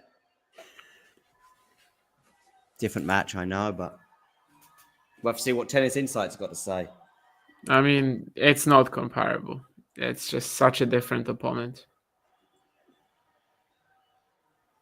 You literally just cannot compare this. Of course, the Tennis Insights, they will actually, the machine will actually try to compare, and in fact, it will succeed in some way, shape, or form. But it's just not like this. Tennis doesn't quite function like that.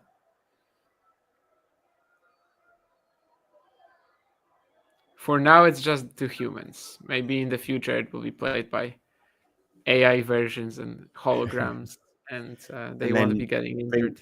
Bring Rafa out of retirement, and he'll never be injured again. It's like that.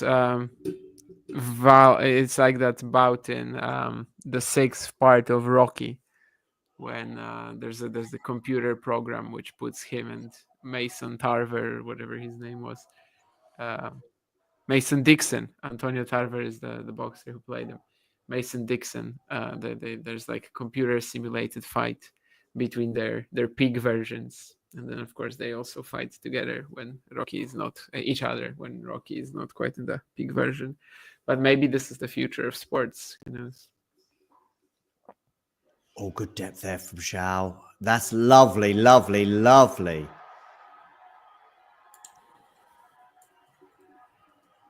You can't teach that.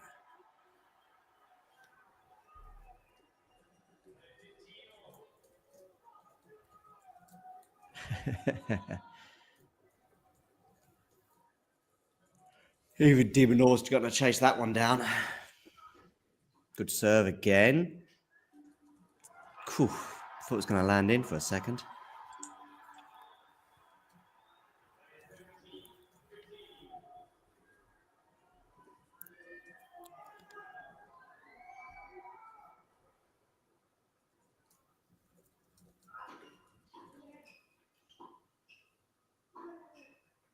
Okay, de Minaur now trying to pick up the pace a bit. And there's going to be an error there. We've had quite a few come-ons from de Minaur in this match. Often as balls float long from his opponent.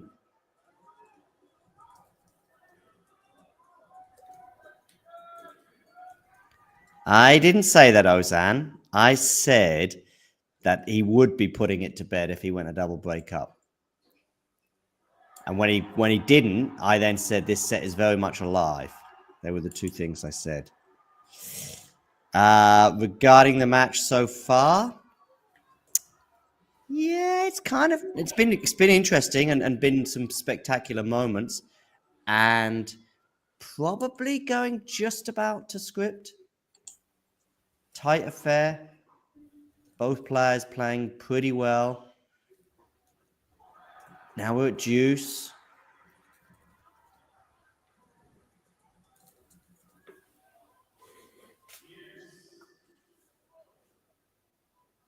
I mean, once Joao got that hold at 3-1, you thought, okay.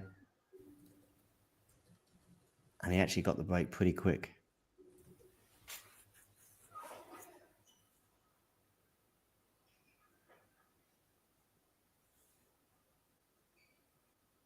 Second serve here. Now it's Minaur's turn to be all over that, but he's not got the same level of purchase that Fonseca did in the previous game when he broke, and it's going to be a game point for Joao.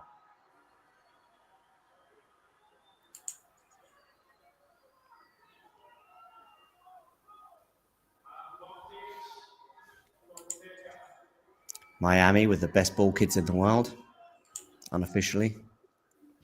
Not even officially kids, I think. Probably Basel. I mean, I don't know if you've ever heard about it, but there's this story, you know. Yeah. There's a certain tennis player who was a. But I don't necessarily think he's probably one of the greatest ball kids of all time. I mean, how do you rank ball kids? I mean, not doing what the kid did to Felix the other week, you know, that's obviously an unforced error. I don't think that was Felix, was it? It would when he sort of it was Felix against Bublik in Dubai, maybe. Or Okay, that's okay. I'm thinking of something completely different. It was Jesper de Jong the last couple of days in Murcia. He got hit with a ball at his balls, and that's what by I'm a ball thinking. kid from a ball kid, like the ball kid threw it. Oh, okay. Yeah, and that's I mean, okay, Felix is not a recent, but sure, yeah, I know which situation you mean. I mean, the ball kids in Madrid are a bit odd. I don't know how Federer fared, you know, as a ball kid. Like, what do you think were the issues with his ball kidding style? Was he temperamental? Oh, that's a good volley. Good wow. Wow, de Minaur doing de Minaur things now. But he couldn't keep going. And Fonseca does eventually win the point.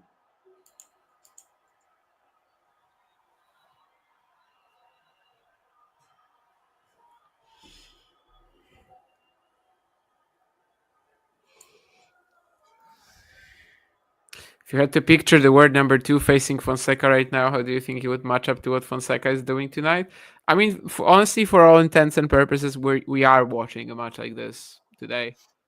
The ATP Tour right now is, you mean de Minaur being like Alcaraz or whether you mean Alcaraz, Zverev, or whatever, like they're all the same right now. So I don't feel like you can actually go that much higher in terms of quality right now than Alex de Minaur. You can go, you know, different style. Sure. I mean, obviously Alex is kind of unique as a top player, and but yeah. Otherwise, it's. I don't feel like it would be a massive change of pace. I'm just going by what Matthew said with the number 2 sound. I don't know who he meant or like, you know, how. But yeah, I mean, that's. I don't think it would change anything really. Oh, that's de Minaur. Again, doing de Minaur things. 15-all. And is that true that Fonseca is bossing the match? I mean, yeah, but it's also how their styles match up. Like, it's not necessarily a position that Alex is that uncomfortable with. But yeah, of course, he had a pretty good helping hand at the start of the second set, and right now it's gone. De Minaur is winning 32 out of the 50 rallies under 50 shots. In a second, you're going to see the 5-9 though, and that's actually dominated by Fonseca, which is quite interesting too. Definitely. Brenner is just WhatsApping me saying that Mohammed has to say something after every point to the crowd, and then the crowd chanting back. Yeah, well, of course, they are chanting after ADM double fault. Ozan, you're just trying to basically, you know, make me say something and then come when wins, and then make me, you know, just laugh at me. But I'm gonna say against Svitolina, I'd give her 7 or 8 against Swiatek. I'd give her 4 tops. No, I mean, I don't know about Iga in these conditions. I mean, so far she's been pretty. Well, let's just say she's put herself in some unnecessary trouble. But yeah, I think against Swiatek it just doesn't sound like a good matchup.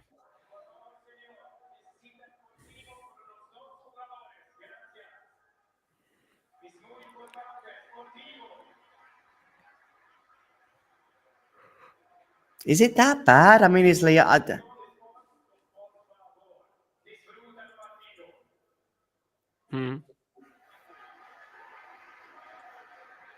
I mean, he'll get applause, but was it that bad? Anyway, I'll have to review that some of the time. 30 all. Yes, he is, Jake. And hi, Flavio, as well.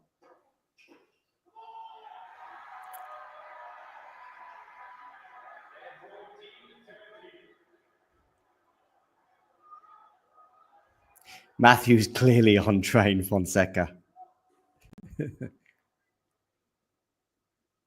Who isn't at the moment? Oh, I think it's lots.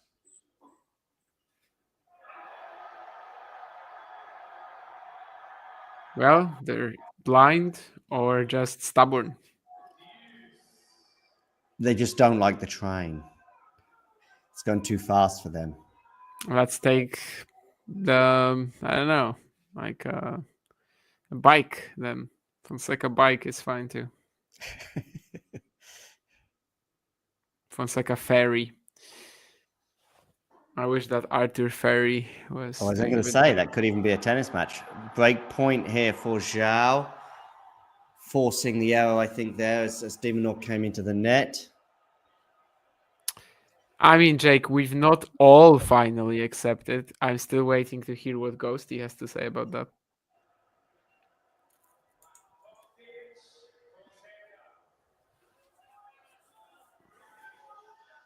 Maybe Liani helped Fonseca. Going to get a second serve. It was just like this a couple of games ago when he ran in. I don't think he'll do the same. And he's going to go. Little hesitation on the serve there from de Minaur. I think may have stopped de Minaur on his tracks. Sorry, Fonseca on his tracks. And it's a slice into the net that he'll be a little disappointed with. Could he have maneuvered himself for a two-handed backhand? Maybe not. It was a bit of a low bounce. Hit the tape as well.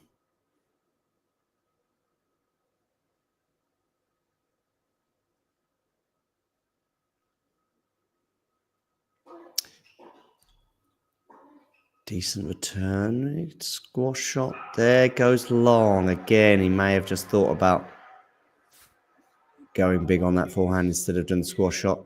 Seeing Fonseca's family react appropriately on every shot I've seen that sort of work out and don't work out reminds me of Rafa's uncle who played for Barcelona, Miguel Angel.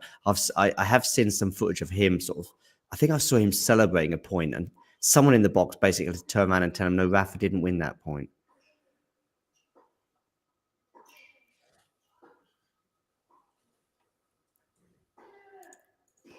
The forehand there is unleashing, but de Minaur is going to win the point because Fonseca slips, loses his shoe, which he now kicks, which I'm sure the multi-million-dollar sponsor of Honor don't really want to see him kicking their shoe away.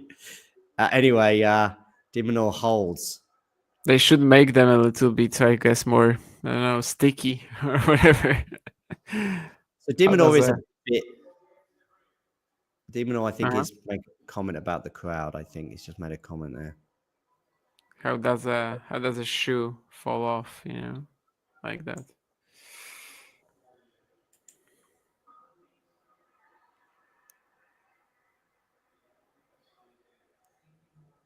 If that shoe falls off, Fonseca makes the ball and ultimately wins the point. Can it be a let? Yes. I mean, it literally can be a let if the umpire determines that de Minaur was distracted. So it's subjective. Also, Fonseca, I mean, then technically doesn't ever win the point. Who was the last Brazilian teenager that had the most promise? I think you know the answer to this question, Keen. I mean, Thiago Seibovic was junior #1, made massive runs at the slams, won Santiago, and he was so young. If you're asking if there was someone who kind of had a, Fonseca-ish trajectory, obviously no.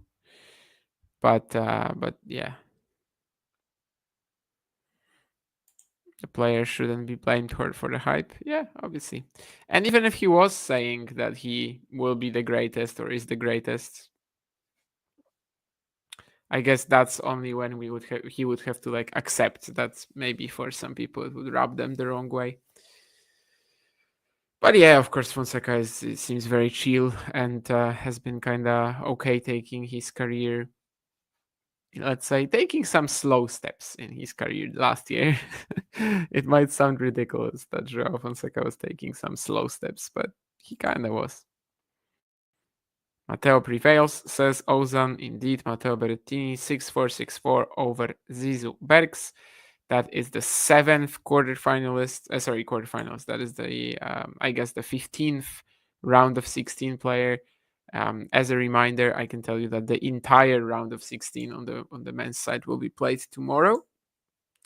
So we know all the matchups already, bar one.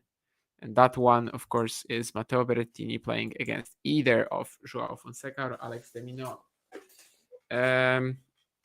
12 unforced errors already for Fonseca in the second set. Obviously, that has skyrocketed a bit, but a lot of that was just the first 3 games when he kind of like gifted that one break to Alex. He's been able to recover.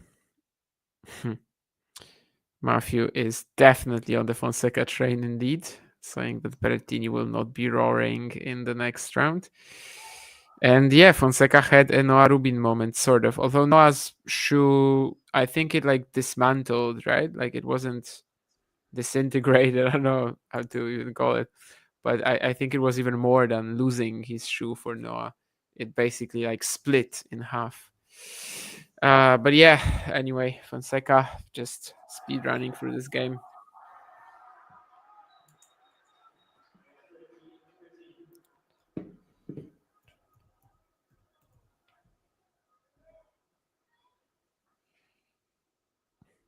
You've seen him lose to some truly awful players, and I've seen him mistaken for Dustin Brown in a club, which was funny. Anyway, yeah. Harrison is probably carrying the duo a little.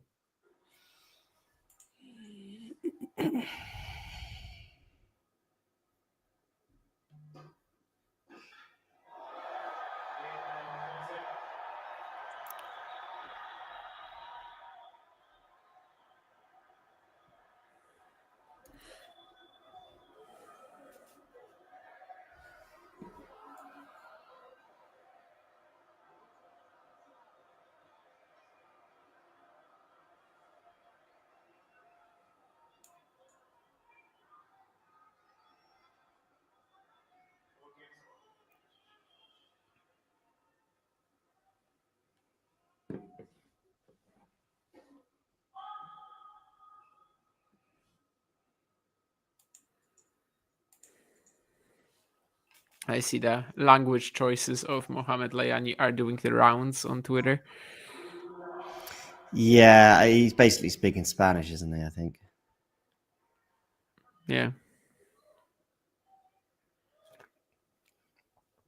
I think he's, that should be okay for both the Brazilian fans of Fonseca and also all the Uruguayan fans of Alex de Minaur. Uruguay's favorite son. Yeah, it's like Forlan, Suarez, and then de Minaur. But not sure not sure there's actually people that like the vampire of Uruguay. Anyway, we are entering the decisive stages here, and yes, more it's Fonseca kind of pushing for it more.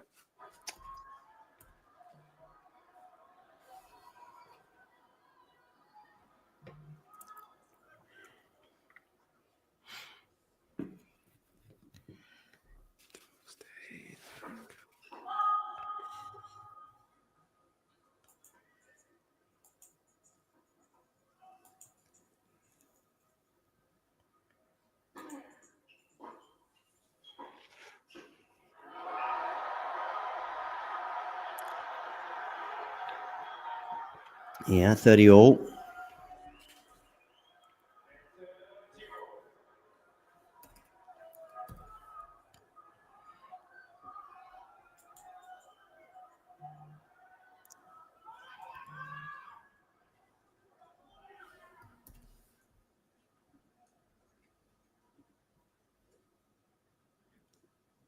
Oh, Berrettini's won against Berg, so he awaits the winner of this one.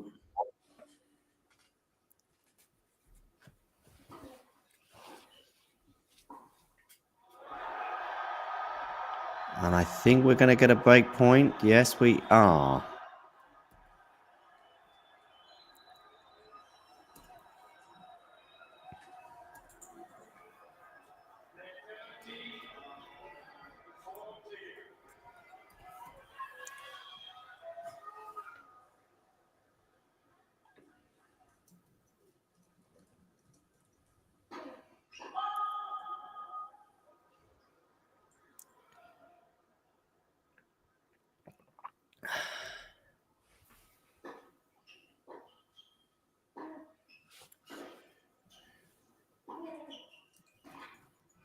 All right, he's saved. Just too much of an angle there for Fonseca to retaliate on. He's not going to be able to get that. Slices it into the net.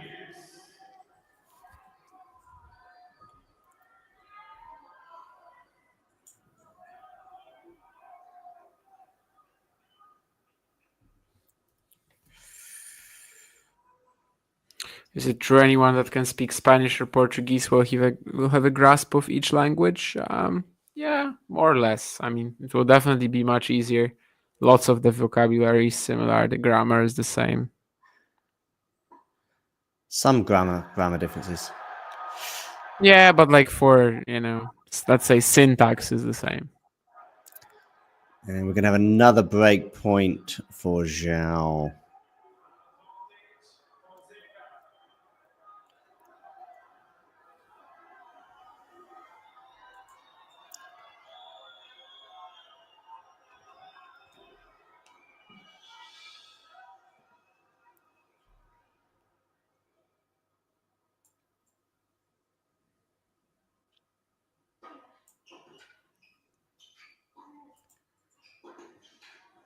And it's going to be saved again. Again, Minaur pushing him out wide, this time on the forehand side. Fonseca getting a decent racket on it and just wildly going big and wildly going long. So just laughing at Roca Batalla catching strays from Keen.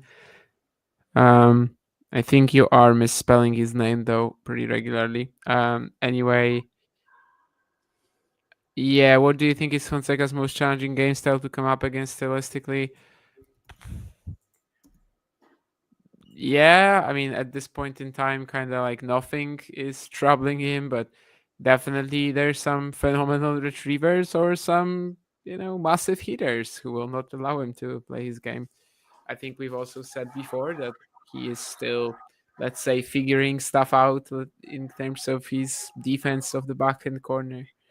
But I mean, he played Hugo Humbert, who should have a great skill set for that, right? And he just crushed him. So, is there even a play style that kind of like bothers him right now, or for the foreseeable future?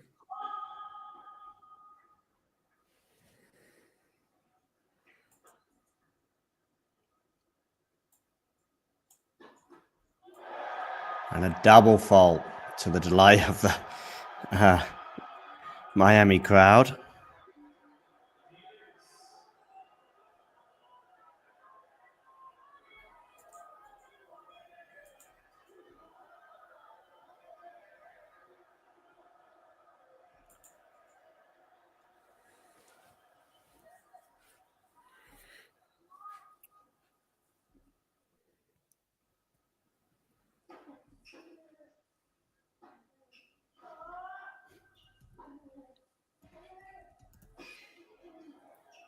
Oh, he goes for the lob.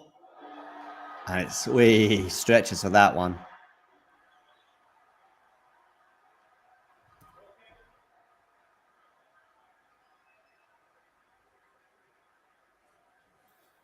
It's going to be another game point there for de Minaur. De Minaur did well with that one, actually.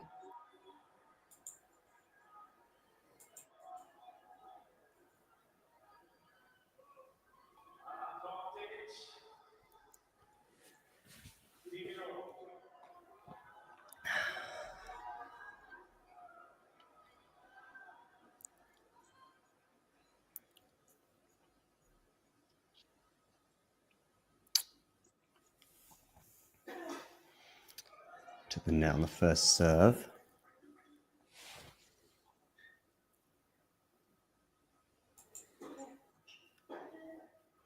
Decent forehand return from Joao, as you'd expect, but we're almost at neutral now in this rally. And he goes big on the forehand. Joao seeing a half chance, which so often he does take. And on this occasion, he goes wide, and de Minaur holds. So 5-4. Not a tight affair, Matthew? You don't think this is a tight affair? Alex feeling the heat. Cracks are appearing. Nice hold from Alex indeed.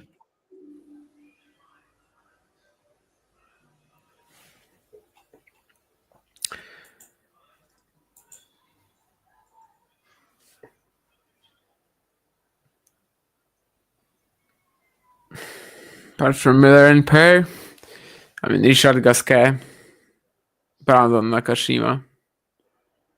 Oh, Gasquet, sorry. Yeah, you said two-handed. Let's say Nakashima then.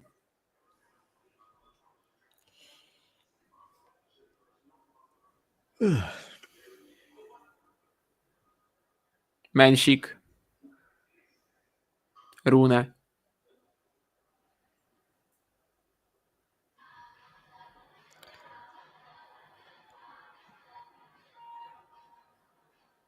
Not Zverev, no. That's too high profile. Oh, Zverev, yeah. I mean, I think we've said many times that it's like nothing technically wrong, I guess. But yeah, Medvedev, definitely in that conversation. Hurkacz in that conversation there, too. Zverev, I guess, we've just said it many times, but like there's nothing overtly technically wrong with his forehand. It's just that he's, well, not too strong mentally and not too confident in that wing. Oh, Menchik is kind of like Rune. Yeah, it's just such an overcomplicated shot. Basically, you can see it even this week.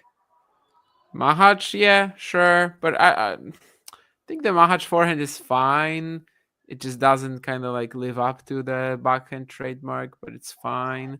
Menchik, it's more of an issue. Like he just lives and dies by it most of the time, even this week.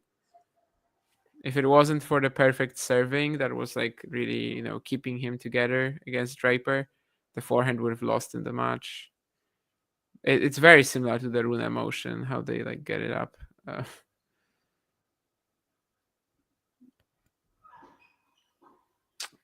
Yeah, I guess Mahac is okay too, as an answer.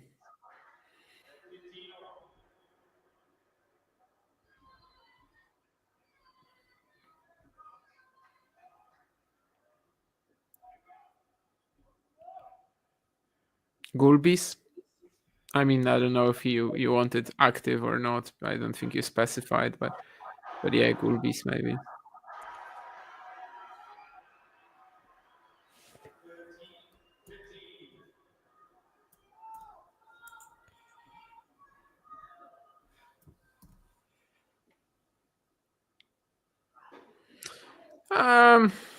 I don't know if you're not reading a bit too much into it, Matthew. I mean, this is kind of what Alex de Minaur plays like every single time, right? Like if you watch him play, that's basically how I think you're going to be feeling most of the time, right? That he's just trying to do whatever is possible to survive. Obviously, he doesn't have like the shot quality to match most of his top 10 peers.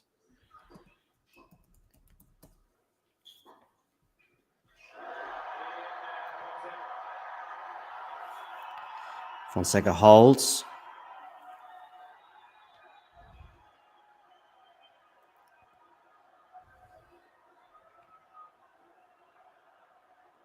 But maybe even more so today because, yeah, he's facing someone who's playing faster than most of the guys he's usually facing.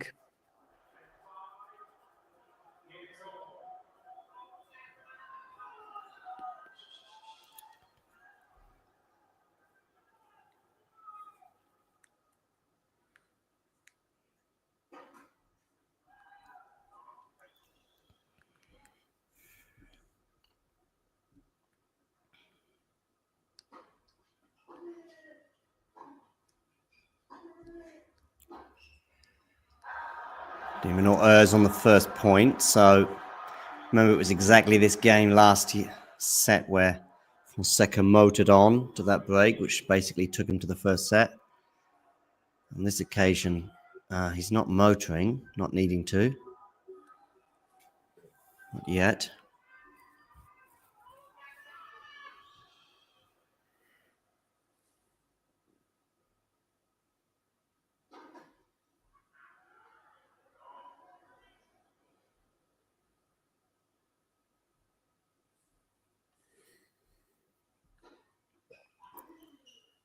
Good depth on that backhand return. Now he's going to get the favoured forehand. He's going to get another forehand, which has also got good depth.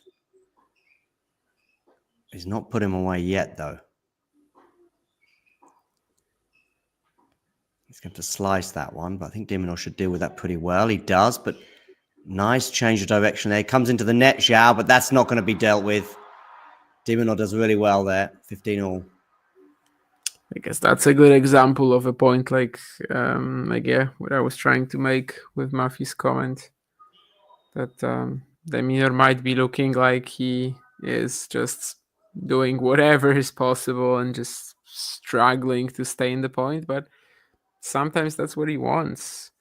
And it was Fonseca who felt that temptation to basically finish the point somehow, as otherwise there was no other option to.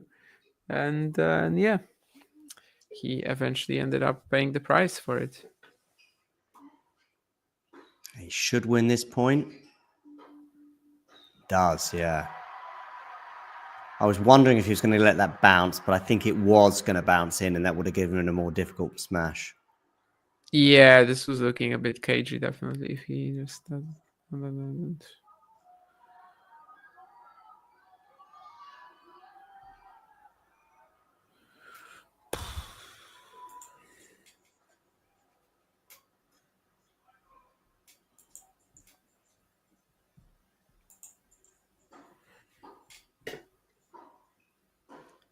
Okay, Fonseca there, not able to defend. It's 40-15.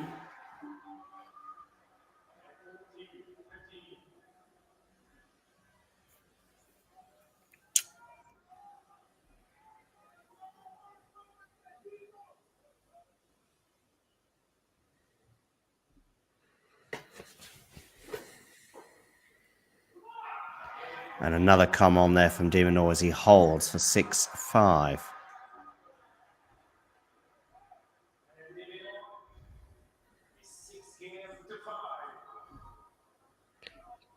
Ordem e progresso.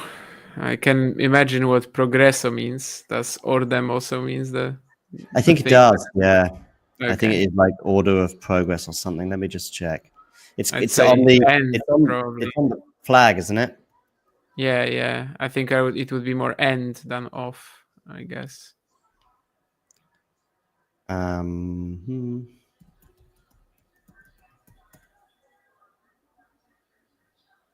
it's ordem e progresso, right? I think. So e is and, I think. Yeah, that's what I said. Okay. Order and progress. order and progress. Yeah, I've just checked. Yeah. Okay, so it's the. So it's like follow me, and we'll go in the right direction.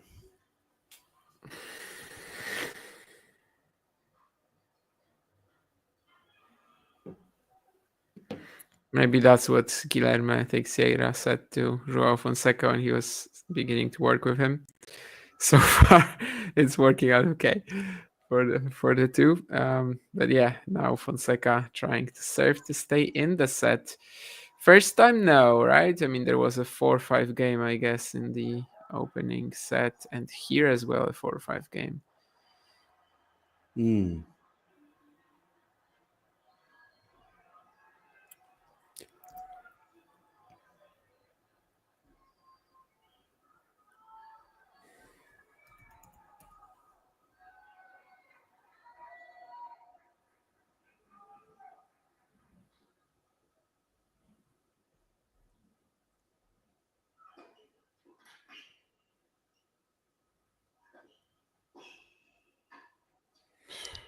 Does well there, but does even better.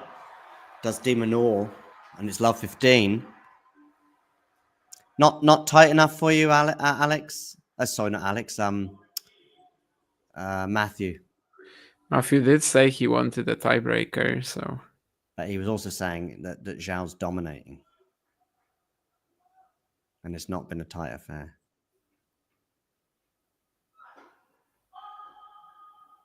No one's going to stop Fonseca. Just can't see it.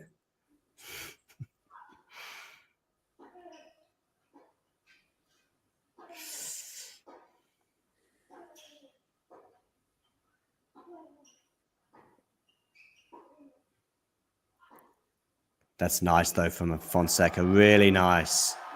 Change the direction there, or slight change up anyway. With Minaur in a neutral position.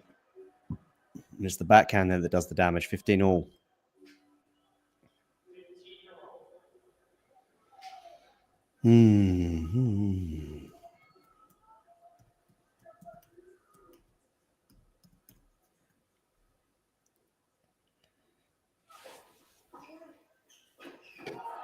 Another come on there. With Minaur now 2 points away from taking us to a third set. Yeah, I'm not sure what happened to that serve volley there. I mean, it was kind of like he never really followed it up. Like, never really actually sprinted towards the net. Not another conviction.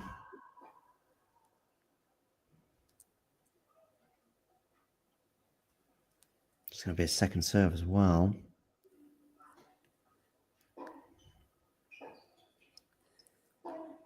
That's short from Joao.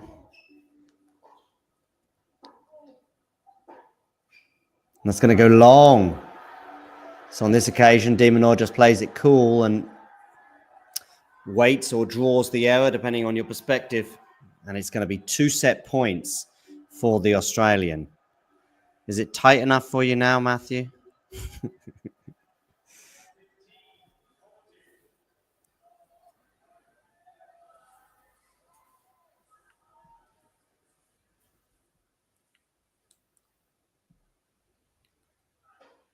Stand the tee, decent first serve. Oh, but he goes into the net there. I mean, that goes over the higher part of the net, and he's up in the rally, but I do expect Minaur to continue the rally from there, but took the risk, paid the price, and we've had a 7-5 set on this occasion going the way of Minaur. And Minaur will serve first, of course, in the third set. Tight enough now for you, Matthew? Joao dominating? Yeah, I mean, he kind of like barely had any aggressive, nice, quick points in this last game. Every single ball was just like right back from Alex. Obviously, he won 1 point with that backhand down the line, but that was also after like a 5-10 shot exchange of just neutral hitting down the middle.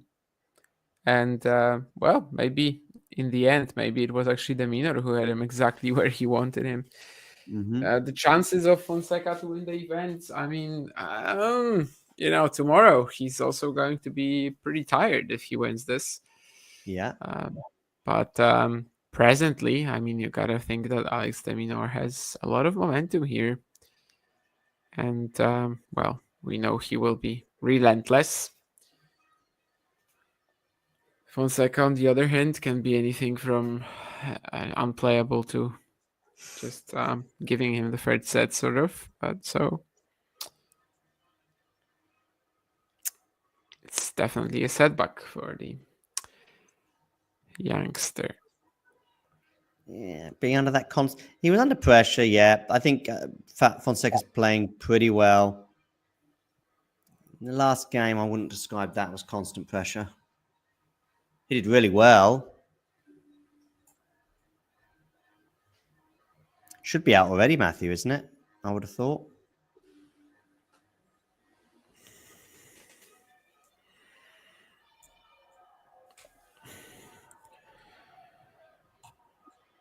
What aspect in Fonseca's game will improve a lot in the coming years? Probably return and defense as a whole, like movement. Not pace, I hope. I mean, that's not really possible.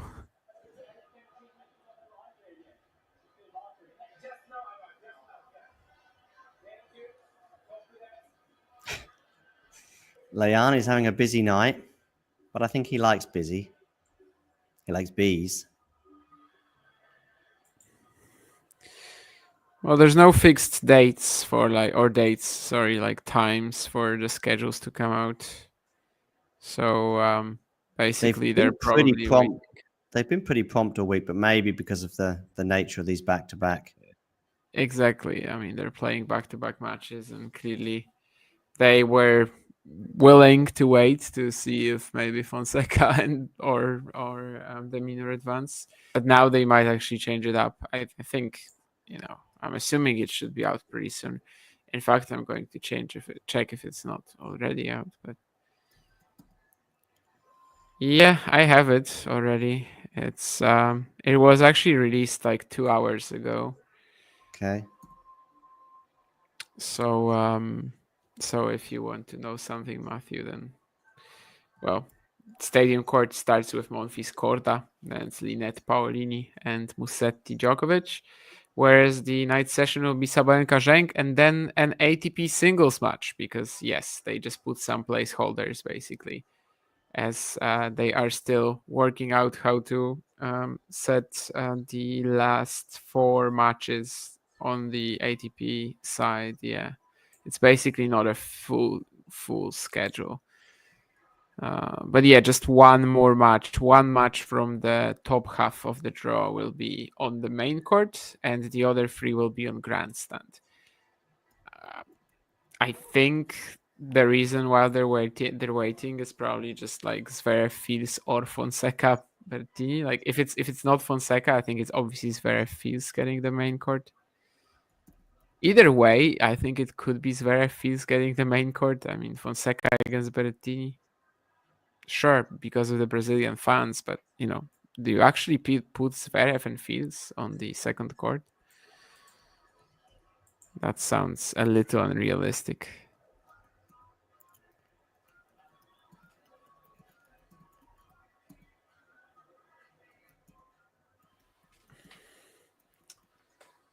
Everybody's got a hard job today, including Mohamed Layani. I guess for him it's perfect though, right? Finally in the spotlight. Mm-hmm.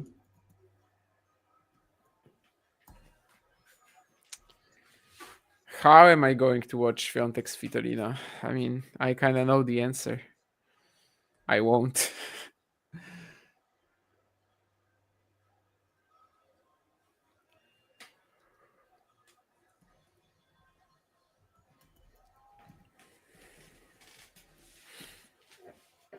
Minaur just wants to play. He's like walking around the baseline. He's just so eager to come back to this. But now we also have Joao Fonseca back on the court, so we will be restarting momentarily.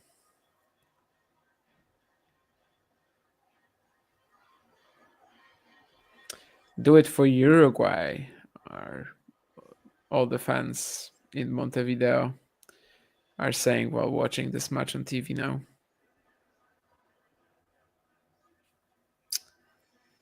So, 6.5 minutes since the last point, but we now do have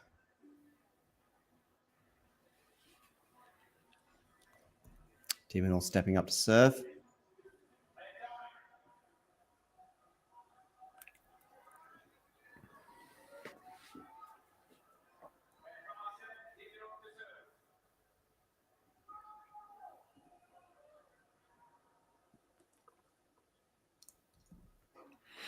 Worth mentioning, Fonseca started cramping 2 points away from the win against Lerner Tien in the opening round. I haven't seen any indications of it today, but that was also the case when that happened. So we'll see if it becomes an issue at any point of the deciding set.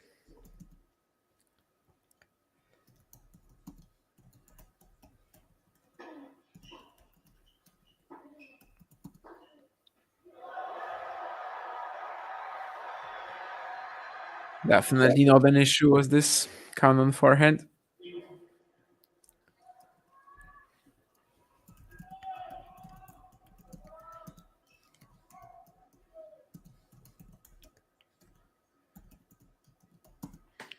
What would be a small disaster for the Minaur here is to like lose all of that momentum and just get broken right away.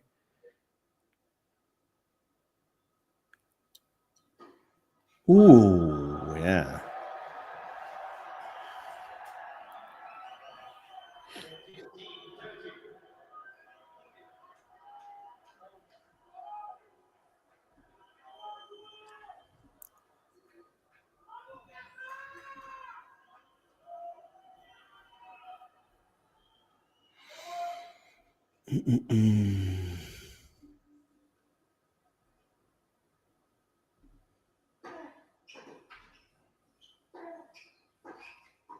Ooh, he's going to get a break point or two. In fact, he's going to get two, sorry. Nearly let him off the hook there, but he went into the body and it worked out, actually.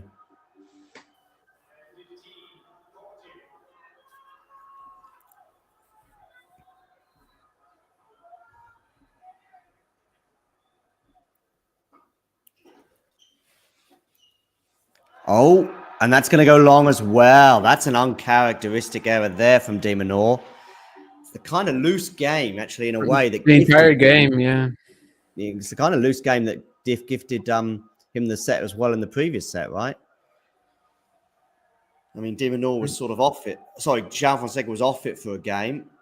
But those games you don't quite expect from the Australian. Yeah, it's exactly what he kind of usually avoids and how he is better than what he's better at than other players. So, well, I guess what it means right now is he's going to have to show a lot more tenacity and grit from here.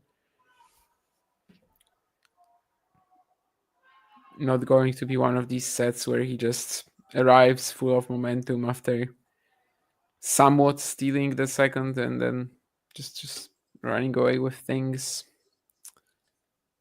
And especially now that Fonseca is also casually getting through his own service game.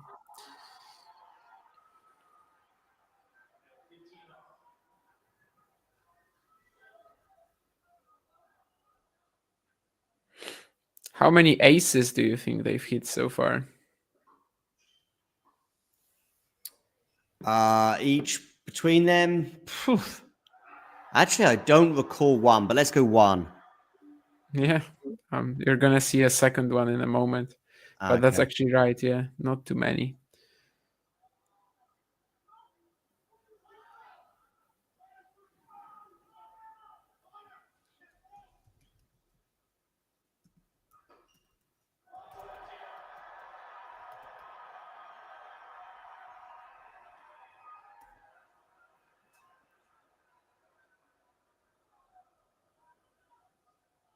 Some brief interaction between Joao and the umpire. I'm not really sure. I mean, it seems like it was something about the ball change, which I think came into effect already in the previous game when Fonseca was serving, right? I mean, 7 + 9 + 9. Yeah.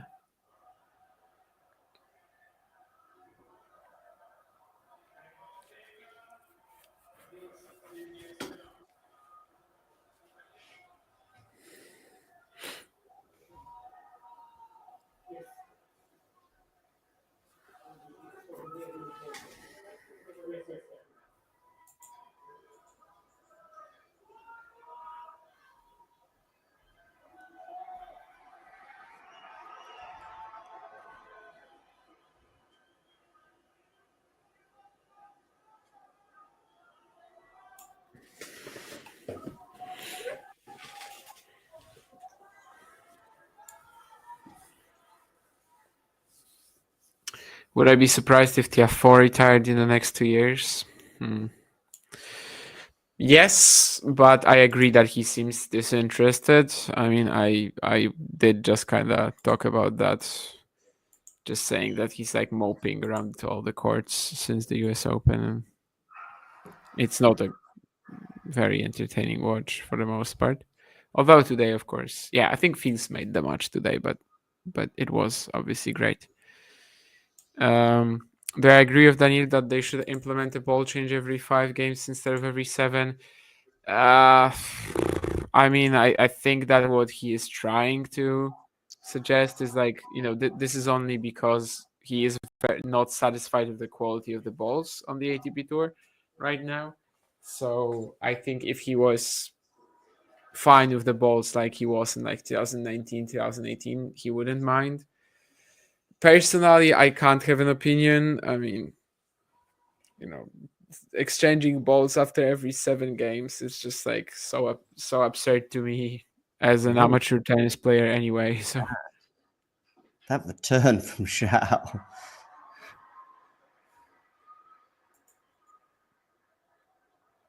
That's unorthodox to say the least. And de Minaur punishes him, 40 love.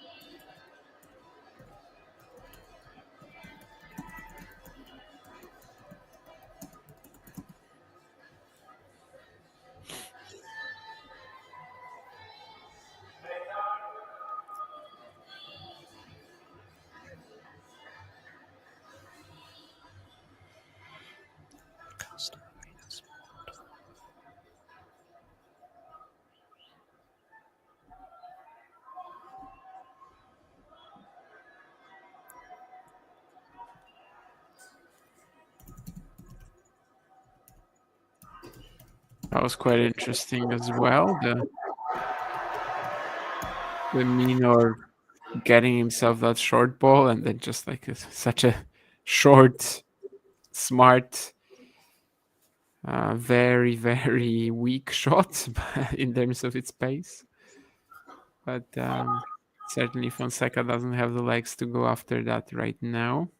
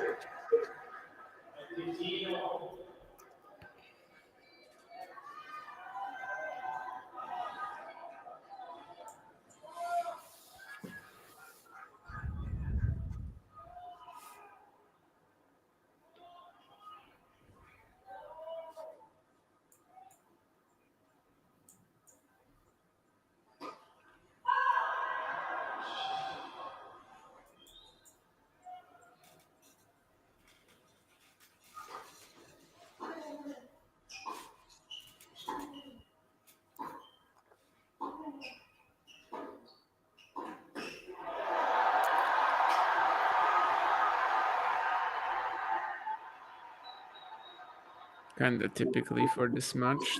Some of the bullets are so tough to catch, even for someone like the Minaur.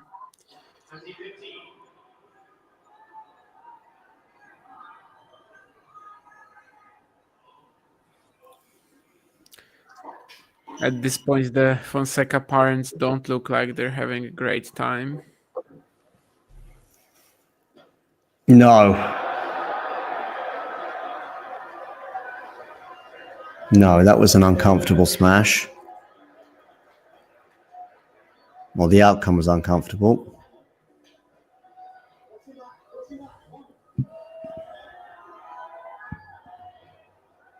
Has he got any brothers or sisters, Joao? I don't know. Not playing tennis.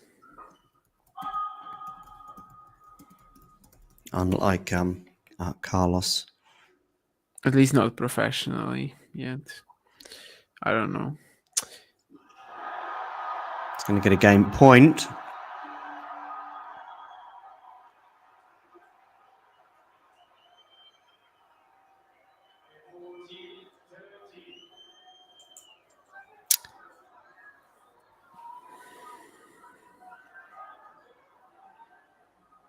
Who did he partner at the 2023 Australian Open Juniors as a doubles partner?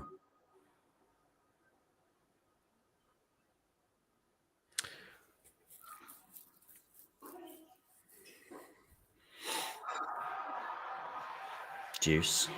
Oh, Jesus. I mean, I definitely remember who won the singles. I don't remember the doubles event too much. I mean, was it just someone like... No, that doesn't make any sense. Was that the year when the American guys were deep? I think it was. It's like, I don't know, like Coleman Wong? Alexander Blocks. Really? Fonseca Blocks was a doubles pair? Okay. They reached the final in 23. And who did they lose to? No clue. Because I'm mixing up the years, I think. They lost to Cooper Williams. Lerner Teen. That's what I meant with the American boys, but I couldn't remember who it was. Cooper Williams, yeah. No, I didn't remember. I don't think I watched that final. Blocks, of course, won the singles title over Lerner Teen.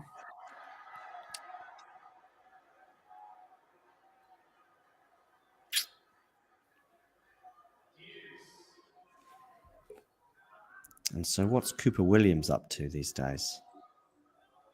Still not in his singles anyway, hasn't gone higher than 847. It's higher than I thought he was, to be honest.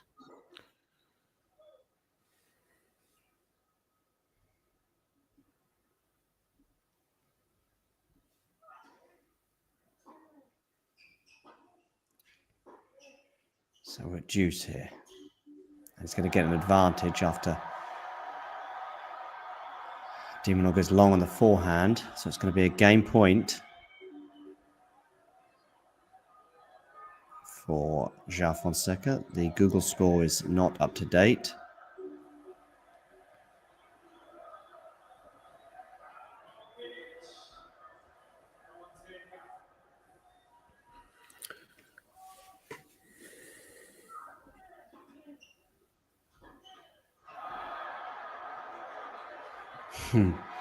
Juice.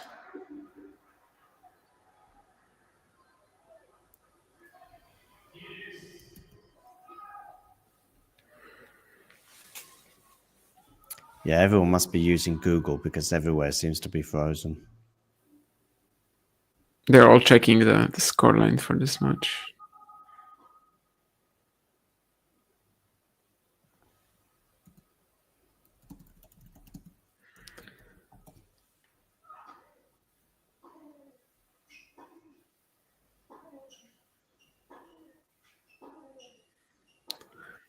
Well, I mean, at this point, I guess we can easily say that neither player is at his freshest. No, and therefore not the best. As we're going to get a break point here now for de Minaur. Yeah, pretty sure the guy in the Argentina shirt is supporting Alex.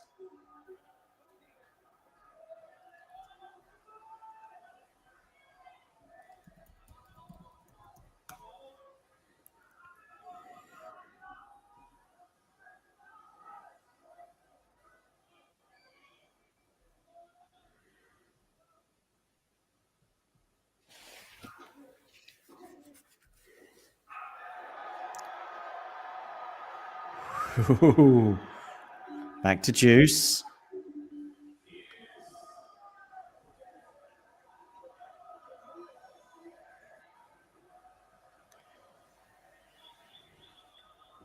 Do hit that like button if you've just tuned in, or even if you've been tuning in for a while. And if you are new to the channel, do please hit subscribe, as we are on the 4th Juice here.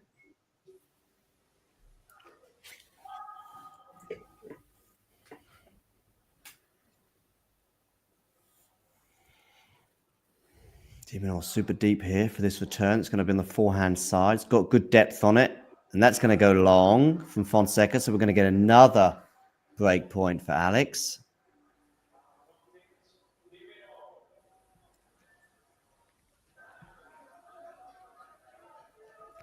Now Google's decided to come back.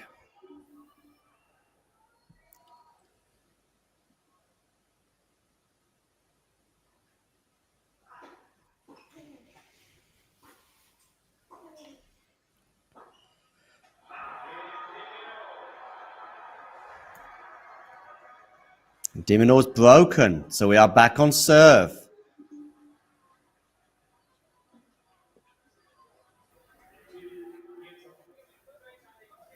Well, with every passing minute, Alex de Minaur kind of can definitely start feeling that he knows he's in a good spot. He knows he's got Fonseca more or less where he wanted him. Now it's all about whether there will be some sort of a positive, signal for Fonseca as well. But presently, he is definitely not at his freshest.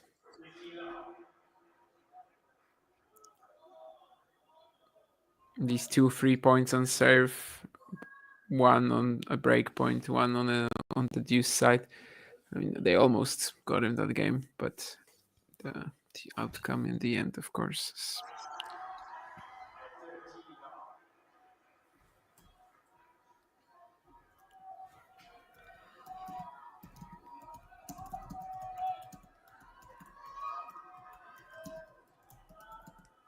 yeah, now it's like every single move that Alex de Minaur performs on the court is just much more jam-packed with confidence.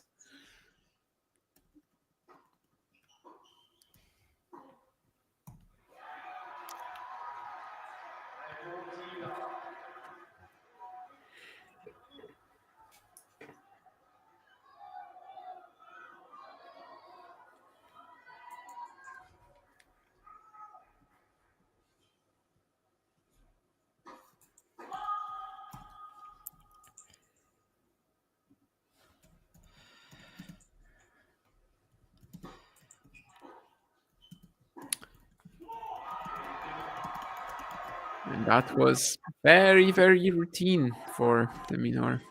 Too routine if you're hoping for a Joao Fonseca win. Well, he's definitely suffering a crisis right now of faith. We'll see of fuel, surely, of his game. I guess next game will tell us a ton about that.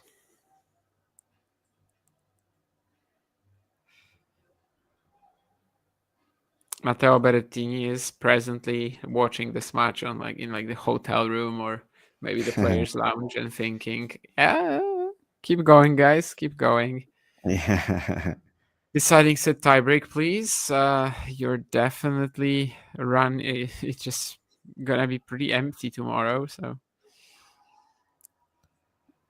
I like my chances.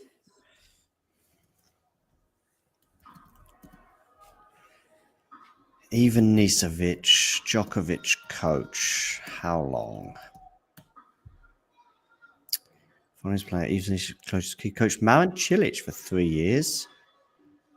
So he was Cilic's coach when he won the US Open in 2014.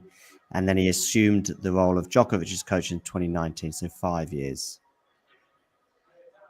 Berdych in between as well. Oh, okay.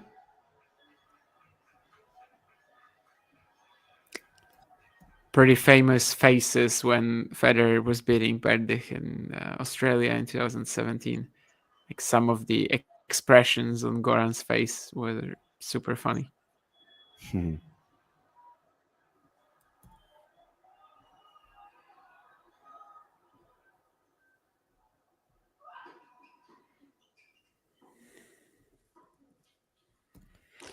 I mean, we're in the kingdom of Alex de Minaur now. If he doesn't win a match from here, he's going to be very disappointed, because this is where he's like, yeah, I mean, I'm that guy. I'm ahead.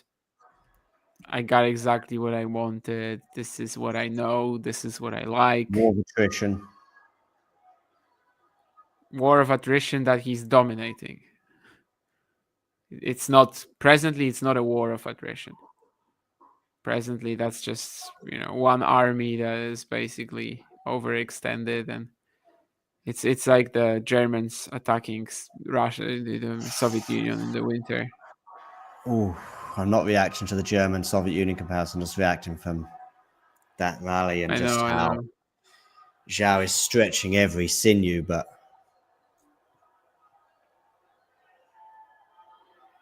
yeah, we've basically got Alex de Minaur just dominating the match with his forehand now.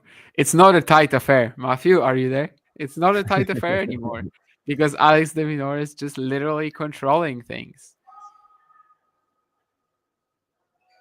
Fonseca is scrambling, Fonseca is defending, but it's Alex de Minaur who kind of slowly works his way into the point, most of the time at least. Ooh, I thought it was going to land out.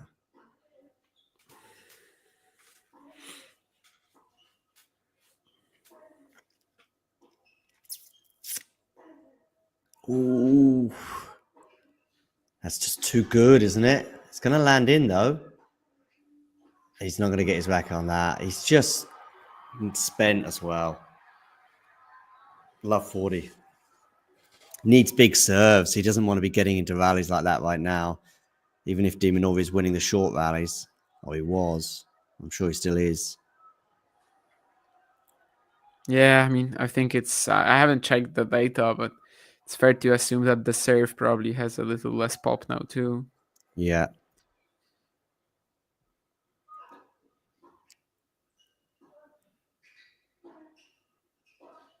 Ooh, and there's the break. And there's a racket smash, I believe, or at least a throw to the ground. Frustrated is the boy from Brazil.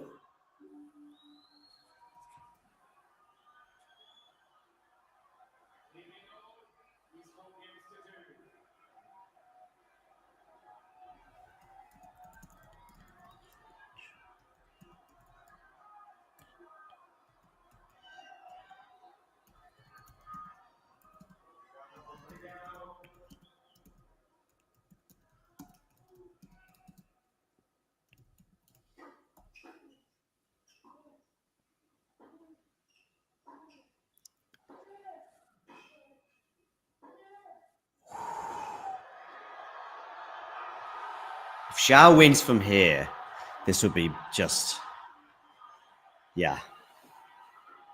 adding to the aura, the myth, or whatever it is right now. He'll need a lot more points like this, and it's not looking too likely.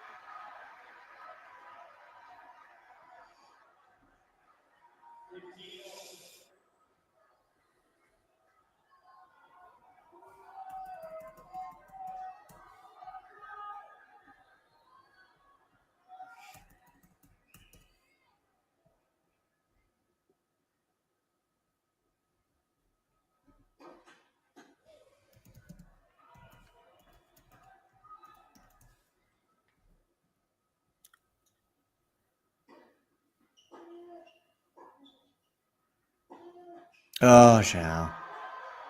Forehand into the net, 30-15.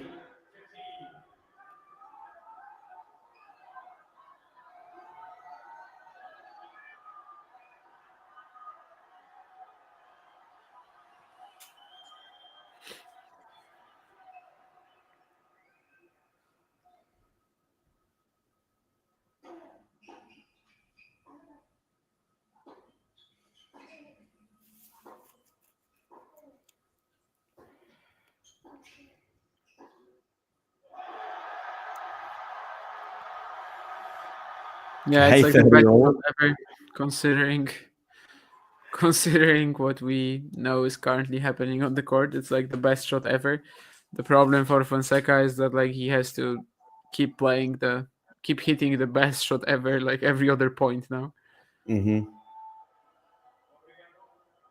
Otherwise, there's nothing that he can do to like potentially win a rally against the Minaur. Body serve. Minaur more or less in charge of this rally.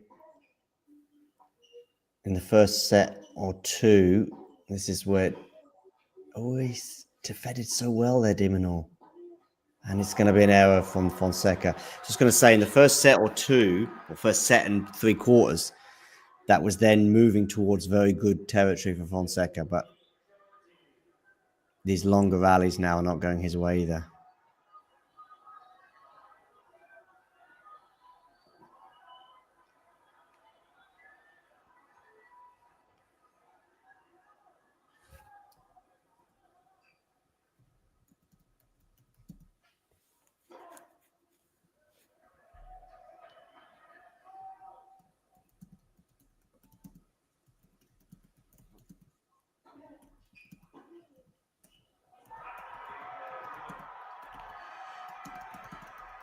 And it is indeed a hold, 5-2.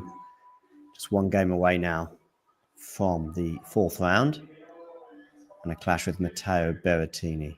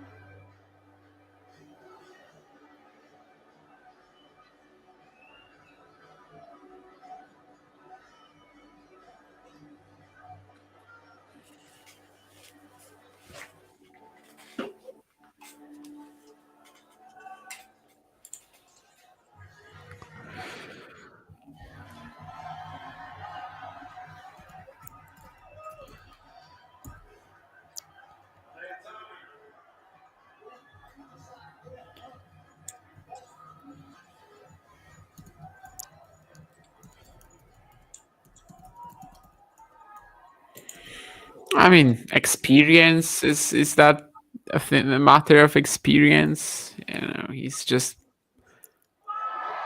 more durable, that's for sure. And I mean, yeah, once kind of like you can also see how confident he's got, and like once he sees that edge, he sees the light at the end of the tunnel. The Minaur, he's been uber just like ruthless in delivering on that. That there really hasn't been any setback since he won the first game of the third set. I mean, the first game that he won, I mean, so the third one. there's just no setbacks whatsoever. Fonseca has just had to hit crazy shots to win points, and he does do that often, but there's definitely a difference between having to hit an insane shot to win every point and Ooh, it's going to land in. showing it from time to Needed time. more depth there. And that's landed in, has it? Wow. Yeah, he missed like 3 or 4 exactly the same shots 5 games ago. But not on this occasion. Yeah, now the Minaur is just like you can see he knows precisely what he's doing at this point in time. Like it's not him reacting to Fonseca anymore. Even if there is a rally when he is reacting to Fonseca, it's all like so under his control. Just basically has to do this one more time, more or less, unless if Fonseca even forces him to serve it out. Which at this point in time, despite a lead, doesn't seem like a guarantee.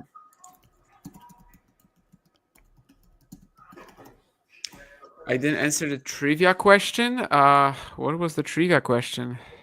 You answered the one about the doubles. Oh, here. I think it was Marina Zanevska. Is it right? I don't know, but I think it could be. I think she did well there, but I might be off. I'm pretty sure she played the event at least. That's something. I didn't watch it, by the way. I'm living like 10-minute walk from these courts now, but I was not at that event. I was living in the area more or less in the Tri-City, but not at that point. I wasn't following it. I don't remember if I was at another event or no. I think I just didn't have I think I didn't have the flat for the summer.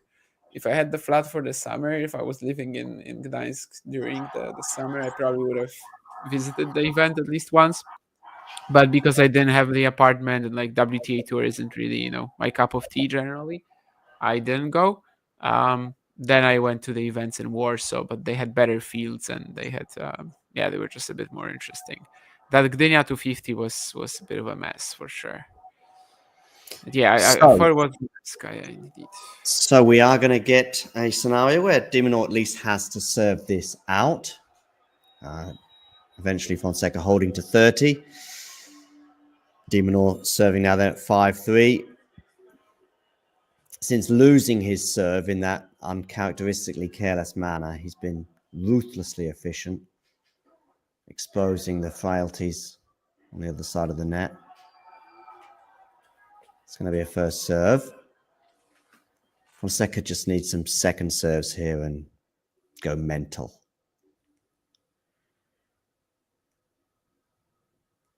It's going to get a second serve here.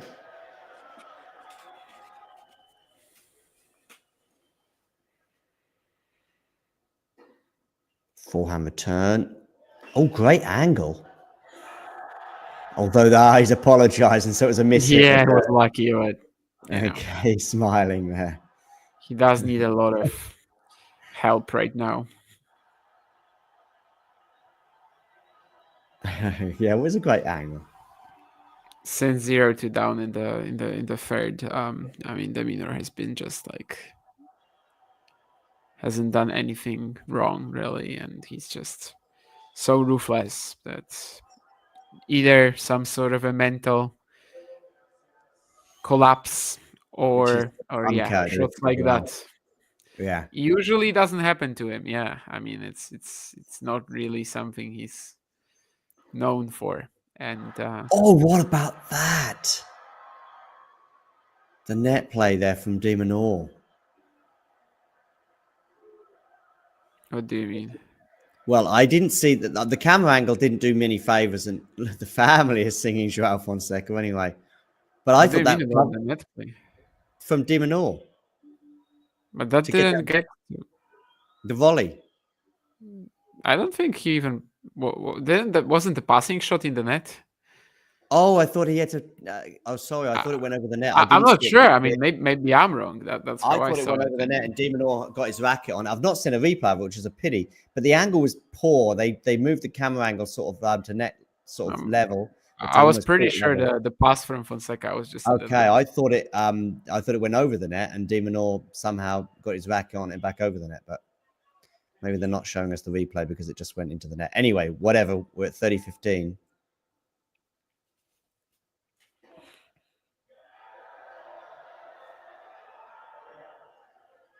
Second serve.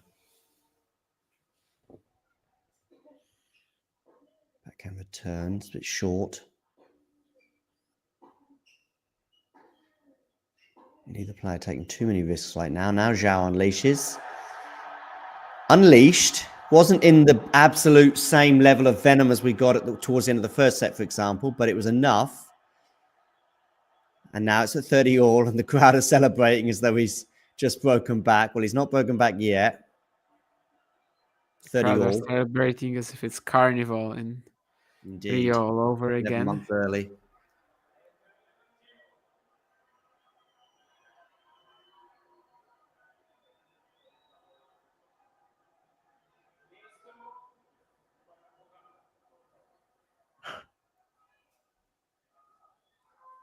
He could just speak English, honestly. He really could. Goes on the tee, but wide. Mo just wants to show us that he knows more languages than Kristina Mladenovic. Forehand return is pretty good. de Minaur a little slip, but he's still in the rally. Oh, I thought it was going to go in the net, but it's not going to be enough from Joao. And now Joao is going to be a little fatigued. Is he good depth there, though, from Joao, but still not enough to win the rally. What is it going to take to win a point against this Australian? Well, I tell you what, you're not going to win the point. And he must think to himself, wow. Great chance. I mean, good effort, but he's like half a step slow after, a few shots exchanged here. And could have, I mean, listen, this is wishful thinking about it. He could have gone a bit closer to the line, but he was pushing him. He was pushing him. I mean, he really couldn't have. If he did, it would have been like far, long, wide. Match point, de Minaur on serve. In a match that Joao Fonseca has dominated, according to Matthew. 40-30 match point. de Minaur, where's he going to go with this serve? He's going to go out wide and wide. So it is going to be a second serve.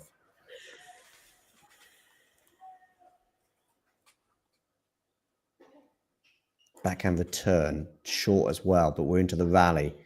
Good depth and good pace there from... Oh, and it goes into the net on the forehand, though.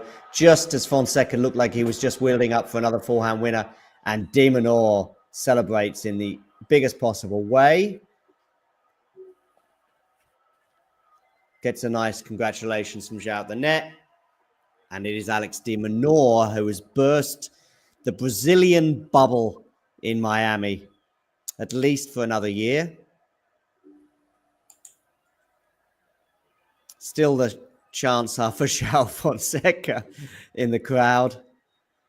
But they will have to wait another year for a Joao Fonseca title-winning run in Miami. And it's de Minaur who progresses, and we'll be thinking, well, maybe I can be the guy to knock out Matteo Berrettini. But before we discuss that, I would just like to reflect on this match and the sort of the twists and turns that we saw. Well, the first one just came at 5-all in the first set. And having had several comfortable service holds from both players, finally de Minaur got his teeth into finally Fonseca got his teeth into a de Minaur serve, and he refused to let that grip go, breaking with some phenomenal shot making and then taking that first set. However, I guess the key period maybe was the first 3 games at the beginning of the second set. Why? I mean, later on it got to 5-all. So true. But if he holds serve, you think maybe keep, maybe that. I mean, I know we spoke about the butterfly effect. I was just gonna say butterfly effect. I know. Every second sort of match. Well, we go Rio Open. Smile. Does de Minaur play Rio? No. On the camera there. Anyway, but at least that was certainly a stemming of what might well have been a Brazilian tide. And he goes 3-love up. But as you say, Joao breaks back and we do get to 5-all. But then it was Joao again, maybe a little bit careless at 5-all. Or no, it was 5-6, wasn't it? Because he was serving to stay in the set and de Minaur struck. However, a very strange game from de Minaur, very uncharacteristic at the beginning of the third, where he was super loose and spraying shots that he wouldn't normally do. And Joao now leads 2-love. Probably, therefore, if it wasn't the beginning of the second set, this was basically where now Joao ran out of steam, right? I think even in the 5-6 game in the second set, I don't think there was any carelessness whatsoever. Every single point was like a neutral exchange, back and forth. There's no real like opportunity for Fonseca to hunt for a big forehand. It was already exactly what de Minaur wanted. The only like setback that Alex had from there was obviously the first 2 games of the third set. But after that, yeah, he just played it like, like a professor. Like he was just ruthless in converting that physical advantage once he saw it. Obviously, the sheer fact that he even like got to that point was just such a good display of the tenacity, grit, and yeah, just as making this as much of an attritional battle as he could have. And it even got to a point where the last few games they just didn't really feel like a battle anymore. I mean, everything was nice and easy for him at that stage. He just like found himself in a match where suddenly he's the one, obviously not like dominating all the rallies with his power or something like that, but he's always in control. Like whatever is happening, he's always in control. And something that he like definitely likes to enjoy playing. Like the patterns suddenly became so much more comfortable for him. And yeah, I would definitely say that this is like more a story of that, of like him just holding off Fonseca in the sense that he kept up with him up until a point where eventually there was a crack, there was an opening. And yeah, once he saw it, he was just like ruthless. Okay, let's cast our eyes towards Alex de Minaur, Matteo Berrettini. 2-1 is the head-to-head advantage that the Italian holds. They have not played since 2023, but they played once a year from 21 through to 23. Twice on grass, and both those it's matches. It's not 2-1 as well, right? I mean, it's so, more because there was a match in, of course, Challenger Stroke Futures in 2017 that went the way of de Minaur. Anyway, on the main tour, at least, it's 2-1, and 2 of those matches coming on grass, both going the way of Berrettini. And the one that went the way of de Minaur was at the ATP Cup on outdoor hard, of course, in Australia. Long time, though, since those matches in many ways, particularly for both players. They've both had sort of very different trajectories in the last 2 years. And their paths really to this stage will be Berrettini beating Gaston and then Bergs. Will de Minaur suffer a little bit from that match? I mean, he is pretty well known for his ability to suffer and continue. So maybe it won't affect him as much. It might have done. It had Joao. I see a Polish scarf in the crowd there, of course, with Iga Swiatek about to take the court. But yeah, just a word on the Berrettini de Minaur matchup. Yeah, I mean, I don't think it's a big issue for Alex to have to go tomorrow. I mean, he is as fit as a fiddle. Didn't really have any issues today. But nonetheless, seems relatively close. I mean, Berrettini still, since that comeback last year, he's ranked like 30, but is he actually worse than all the guys in like the top 20, 15? Not really, right? I mean, he's been playing more or less at that level, getting some decent runs, getting some amazing wins. Sounds relatively close. I mean, definitely Berrettini so far has enjoyed a pretty easy draw. Does not mean that he can't play better than, or, as good as Alex can tomorrow, but definitely hasn't been really like properly tested so far. But yeah, the matchup, I don't think I don't know if there's anything exceptional about it. As you mentioned, the 2 wins for Matteo were on grass. There was this one where like nobody was expecting him to win and he just like crushed Alex in straights, but that probably I think was is out of the question really. That's sort of a domination that we wouldn't expect. But seems pretty even. I mean, it's not like Alex has a lot of potential to like put the pressure on Matteo's weaknesses, and there should be a lot of space for the Italian to just, I don't know, just try to come up with something and maybe get to the net as well. Use that slice both offensively and defensively. Yeah, I mean, seems pretty close to me.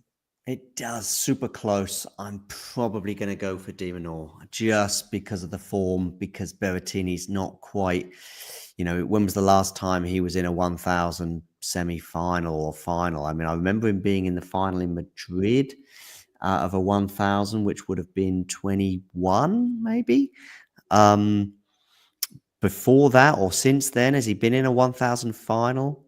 I mean, I know this is a fourth round affair, and then also the performance against Gaston. I didn't see his match against Bergs today, but it was one that I imagined him coming through. Like you, I think de Minaur probably will be okay physically. And so the eye test, seeing how well each player has played over the last sort of 3 or 4 months, I do think that de Minaur maybe hadn't quite yet hit the heights of some of the peaks he had in 2024. But as we also highlighted earlier, if he has a final run here, which who knows, stranger things have happened, he may well once again get close to those heights. Of course, he did make a 1000 final in Canada, wasn't it, in 2023 when he lost to Sinner, I think, in the final. That was Sinner's first big title, believe it or not, which is less than 2 years ago. But yeah, I'm going to go with a de Minaur win. I do have one more question or one more topic for you, Damien, before we bring this to an end, which is, why were you disagreeing with me when I said I made Djokovic the slight favorite against Musetti? You said it's not even subjective. Novak Djokovic is the overwhelming favorite in that affair. I mean, I don't know. It's just like a quality gap on hard courts, especially 7-1 in the head-to-head as well. I mean, neither of their clay court matches have ever been close. Not that they've played many, but they've played on grass and hard courts, I guess, 3 times combined together. I don't know. I mean, obviously Novak has not been convincing this year. Obviously he's had an easy draw to get here, but it's still a massive gap between him and Musetti. I do think it's obviously his best chance, Lorenzo's, to beat him off clay so far. But yeah, I mean, slight favorite to me is like, I don't know, de Minaur over Berrettini, and it's just not quite like that. Yeah, fair enough. I am leaning Novak, but maybe I'm just thinking of some of these losses that Novak has had in the last 15, 16 months, and they have come to players of Lorenzo's stature or even lower. But as you highlighted, really, I'm probably also thinking about some of their epics more on clay than on hard court. Of course, the one win that Lorenzo was on clay in Monte Carlo in 23. I think that might well have been a rain-affected match as well, or certainly that was a rain-affected week in Monte Carlo that week. And then, of course, they had their epic at the French Open, which was also on clay last year, and also a French Open epic, of course, in 2021. Or at least it was epic, I guess, for 2 sets before Novak. Yeah, tough to call that one an epic. Yeah. It's certainly memorable anyway. For more, it is memorable. Yes. If you think of the 3 or 4, strongest Djokovic Musetti memories, it would be in there in the top half.